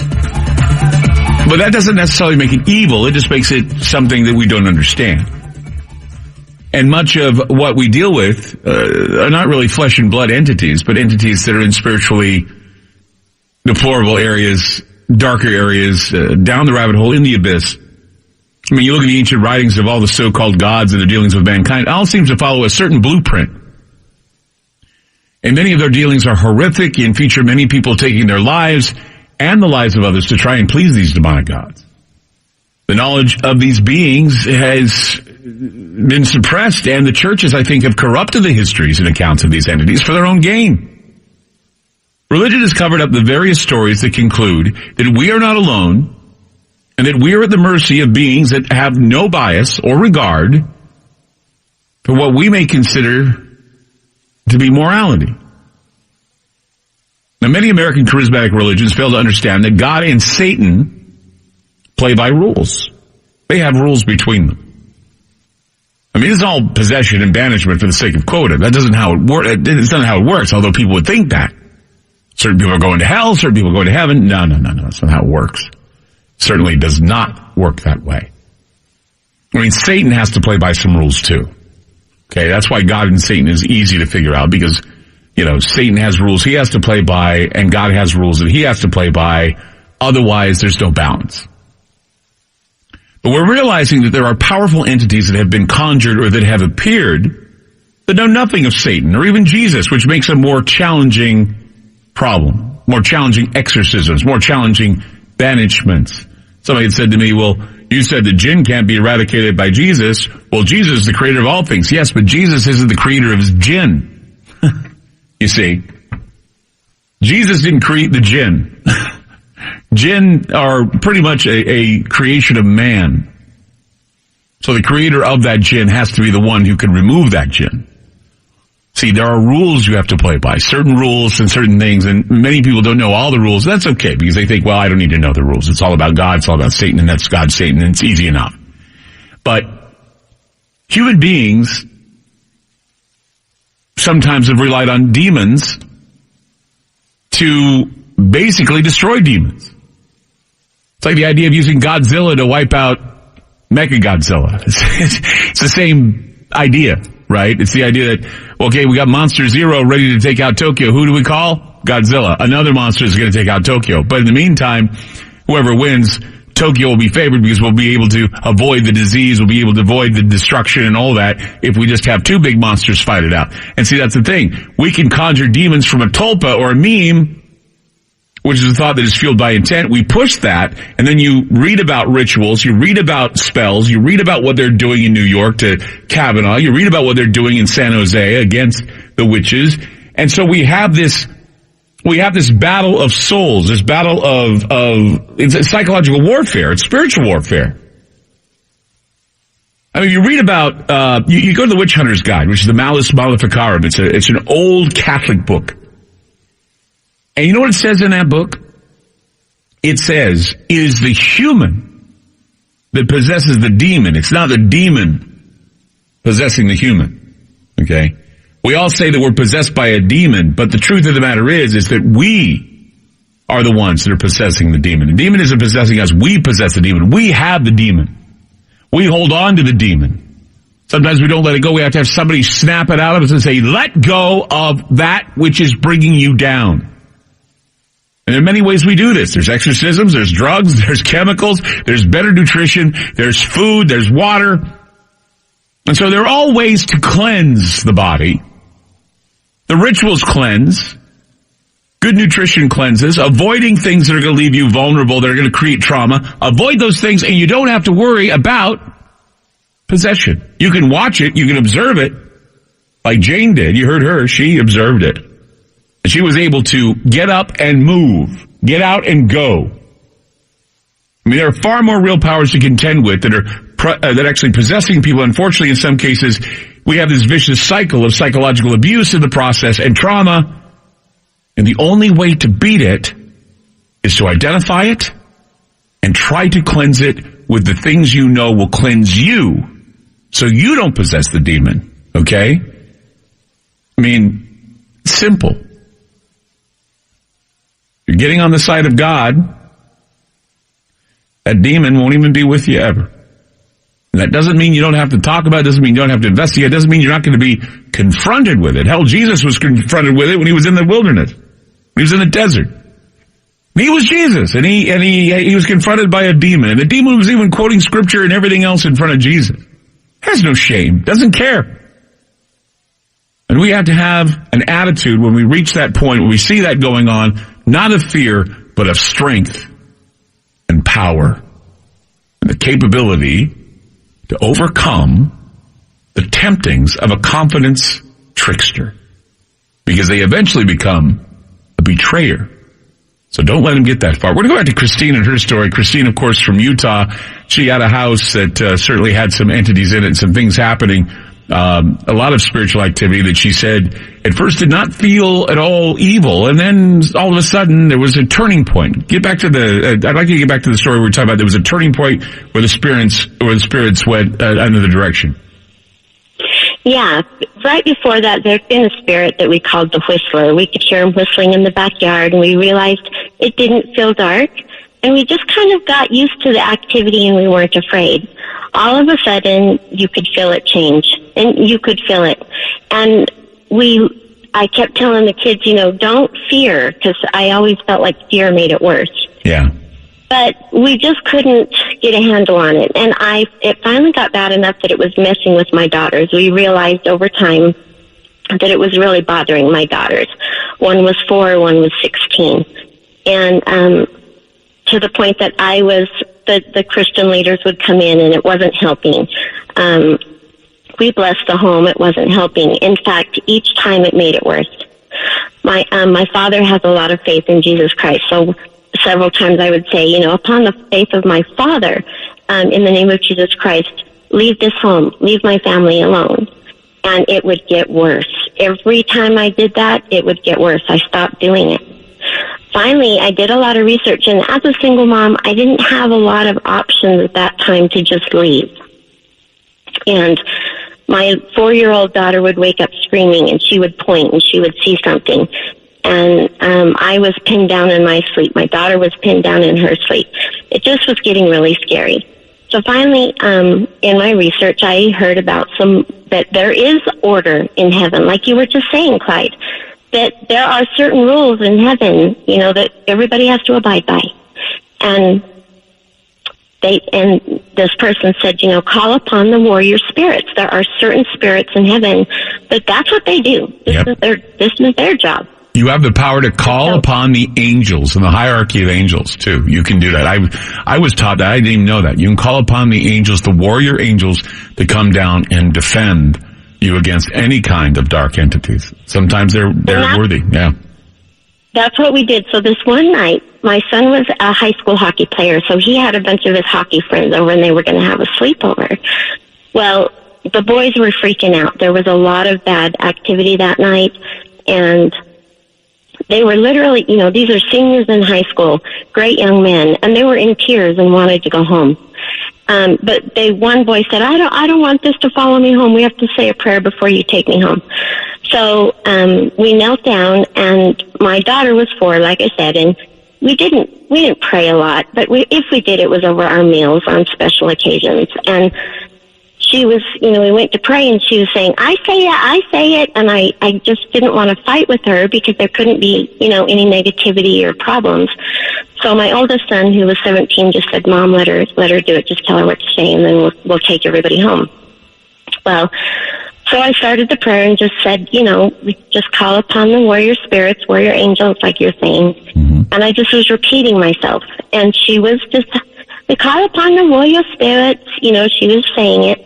Well, all of a sudden, my 17-year-old son and I, we heard something downstairs, like a fight. It was like windows were breaking, walls were breaking, furniture was being thrown around. And we realized him and I are responding to the noise, and nobody else seemed to be able to hear it. So he mouths to me, Mom, just keep praying. And so I just am repeating myself. And then the vents in the house, it just sounded like air was being, blasted through the vents. It felt like the windows were shaking. It was amazing. I And all I could do was just keep praying. And then it finally stopped. And when the prayer was over, that's when I ended the prayer. And the boys were like, some of them stayed the night, some of them went home. They all said, we kind of feel better. But my son and I went downstairs. We realized nobody else heard it but us. Do you see that? Do you see that as a faith promoting experience in your lifetime? See that as faith? Yes. Mm-hmm. And it was loud, Clyde. It was so loud. And so we couldn't believe no one else heard it. And we went downstairs to see if there was anything broken, fully expecting maybe to see, a chair being thrown through a window or something. And we could see no damage. And my son just said, Mom, there was a fight here tonight. Whatever was here didn't want to leave. And there was a full-on fight. And that darkness never came back. We lived in the home another year. The spiritual activity was actually a little bit less, but it wasn't ever that scary again. And that house is still haunted to this day. So, now, where was this again? What part of Utah is this? Oh, yeah. So this is in Springville. And do you know where the high school is? And there's a hill that the nickname is Japs Hill. I hate that that's the nickname. Yeah, I remember that. That's during the war. There was a wonderful Japanese family up there who farmed. And in their farm, and all of the Japanese people in the area went and lived on that farm. Mm-hmm. So that's the nickname. And our backyard was that hill. And then the power line, 2 big power lines were right in front of our house, and they joined together at the top of the hill at another big power line. And I had one of my friends who's kind of, I guess what you'd call a white witch. Mm-hmm. She was saying that, that electrical, maybe we had a lot of spiritual activity because spirits are electrical, and maybe they were just accidentally more apparent to us. But it was also kind of a window for bad spirits, too. Mm-hmm. But I learned, again, if there was drinking in the home, drama, mishap, way more than ever before. If there was contention, all of a sudden it would just explode. Yeah. And so, I learned a lot in that home. And I learned a lot about fear and a lot about faith. And my kids learned a lot too. Well, I'm glad you shared your story. It was a very good story. I appreciate you calling and sharing that with us. And it was worth holding over. I really appreciate it. Oh, you're welcome. So have you heard of the calling upon warrior spirits before? Yes, I have. I have. In fact, I was involved with a exorcism here in Portland where there was a woman who was actually involved with the exorcism of this house that I was invited to be a part of, where she called upon the warrior angel spirits. And I was very surprised. I never heard of that before. And then someone had guided me to a number of religious individuals who said, yes, that you can call upon the angels to lift you from certain death or darkness. And they've been known to do that. Call upon the angels to come and save you. Yeah. That's what they're there for. Anything about the electrical current, possibly? Oh, yeah, always. When you're doing an investigation, we had an investigation we did at an old house here in Portland that was in right near a substation, a very active haunted place, because they eat, the spirits love electromagnetic energy, and they love to feed off fear and other energies that are being transmitted by the human body. It's an interesting thing. Yeah, these things all check out with me, and so that's why I find it an interesting story, Christine. I'm out of time, but I appreciate you calling tonight. And thanks for answering my questions. Thanks. You bet. Bye. Take care. Bye-bye. Yeah. Interesting story. Yeah, all the earmarks of how the paranormal can perform. It has, like I said, there are certain rules, there are certain things that happen that are typical. And when it's not typical, this is when you start getting a little nervous, for sure. 888-673-3700. That's 888-673-3700. I'm Clyde Lewis. You're listening to Ground Zero, and we'll be back. FM News 101 KXL. More with Clyde Lewis and Ground Zero on FM News 101. Let's go to Tracy in Tennessee. Hi, Tracy on Ground Zero. Hey, I'm enjoying your show. Y'all are scaring the crap out of me, though. I'm listening, but I had a question. you were talking about calling the angels. I've heard of calling the angels, but what was the specific name again? The specific name of the angels? Yeah. Well, there are many you can call upon. I mean, usually I hear calling the powers of Metatron. I've heard Metatron being called, several, different angels. That's the one I remember the most. Calling upon Metatron, the voice or the one who records, or at least makes, it's a warrior angel. Okay. Oh, so you said that's what she was saying. She called upon the warrior. They're called warrior angels. The warrior angels, you can call upon them. And basically, they're basically the powers. It's to supervise and to move heavenly bodies for you. It's to ensure that everything remains in order around you.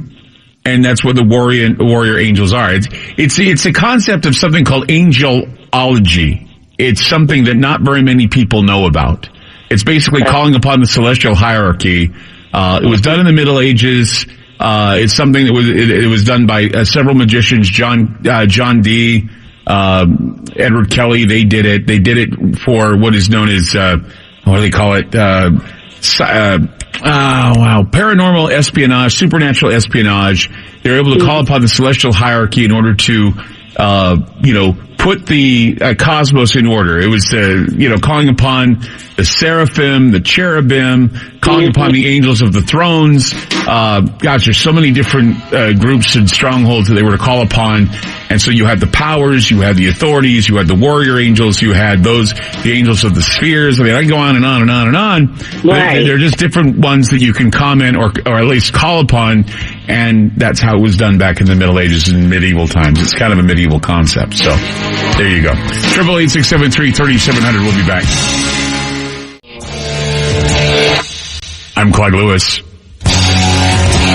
You're listening to Ground Zero. Numbers to call tonight, 888-673-3700. That's 888-673-3700. What a great night, right?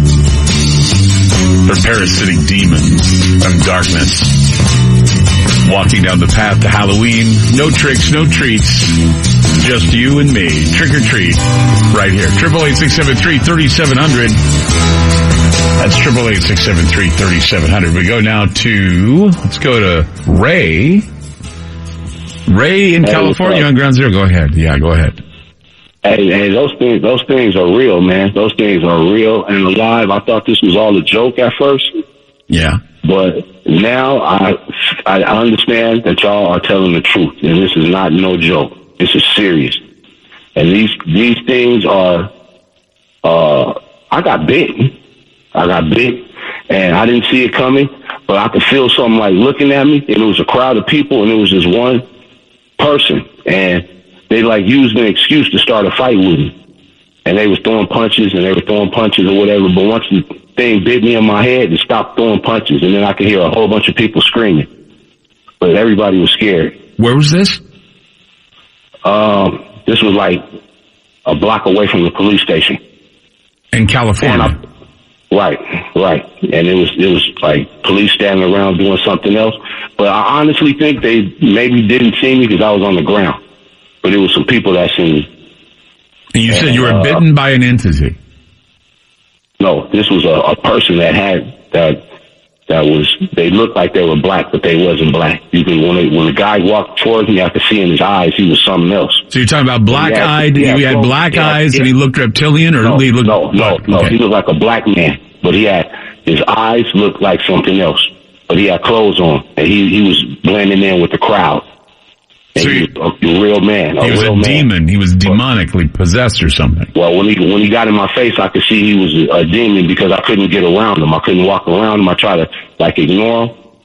But, like he was a homeless person or something that was going to start trouble with me. But I was like, I'm going to just walk around.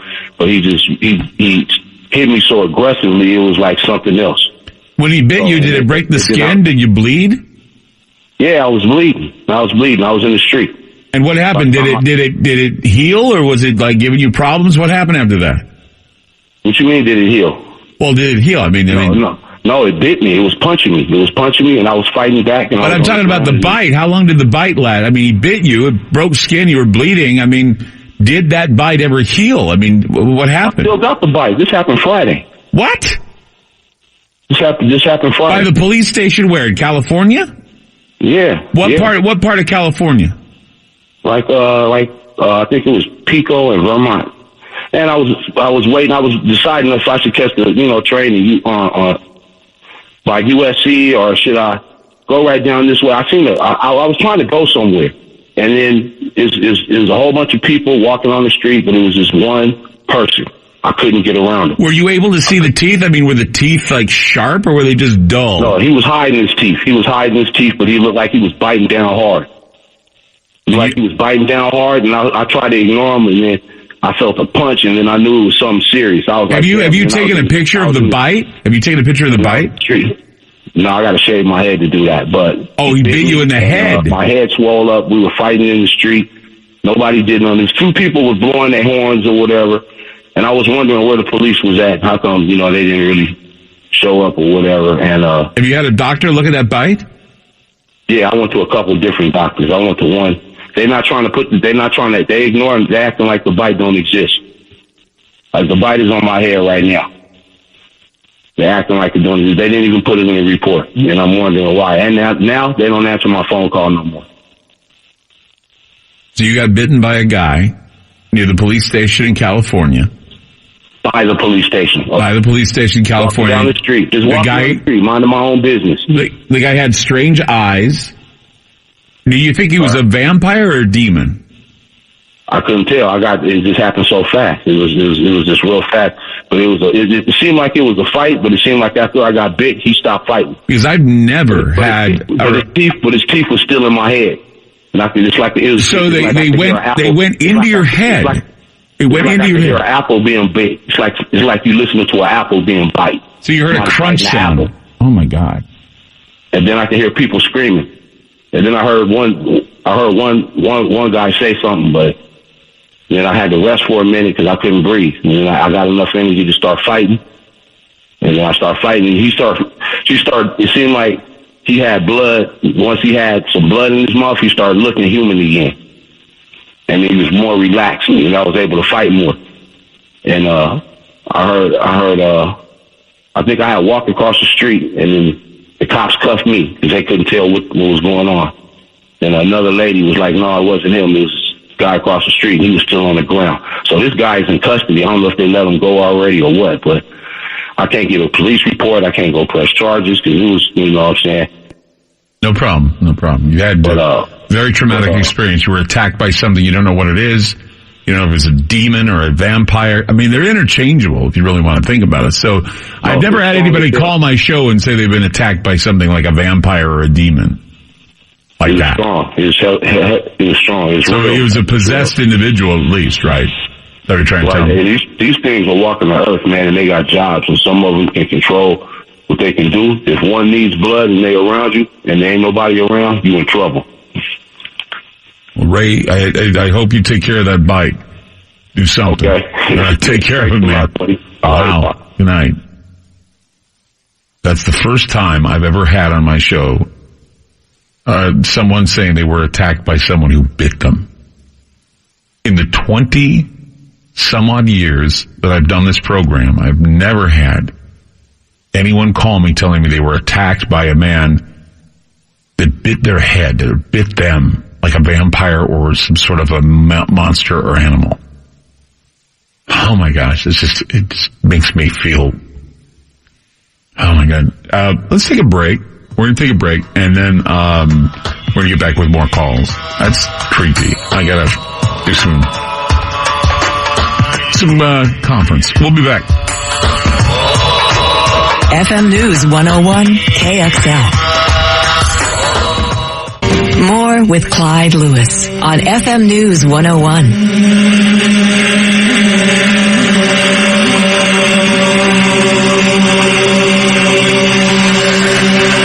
All right. And after the vampire attack, we moved to Linda in New Hampshire. Hi, Linda. You're on Ground Zero. Hi, Clyde. Hi. I just love your show. Thank you. I hope my phone doesn't go out because it's making noises like it's not going to last. But I've had lots of paranormal experiences in my life, but I've had this entity that sort of follows me wherever I've moved, and it's sort of a generational thing, I think, although I think there's more than one. I think it's more than just a generational thing from when I was a child. And I'm at the point where I have gone to different priests that try to, not exorcisms, but do prayers and things like that, and it only seems to make it worse. My health has continued to decline. And I've seen a lot of things, and so has my grandson and people I know, relatives too.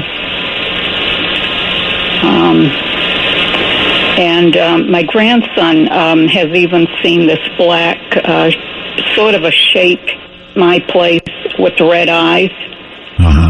I haven't seen it, but I know one time in the spare room where he just will not go in that room, it sounded like an earthquake, and it was this big, almost like an armoire that I have in there, but it's a big cabinet. And I looked out the window, and nothing was shaking. And then he was in that room once, and he came running out screaming that that cabinet was shaking. And also, he wouldn't ever sleep in the room next to it if I didn't have the forced air ducts closed, because he was afraid something was going to come through. And I opened them once, and I could actually hear something go through into that room and hit under the bed that he was in.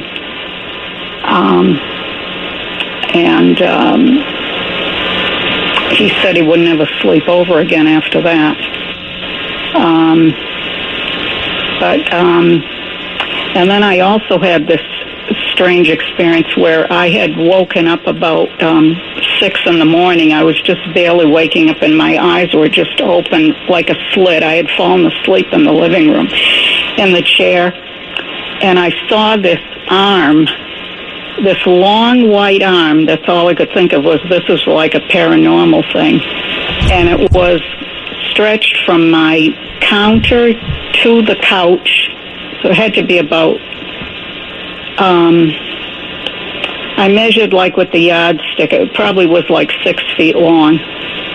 And the diameter of it was about the width of my wrist. My gosh. The hand was in the shape of a fist, and it was facing the couch, and I did not dare open my eyes to see what it was attached to. I was just keeping my eyes open like a slit because I was hoping it didn't see me, and I stared at it for a couple minutes, and then it just disintegrated.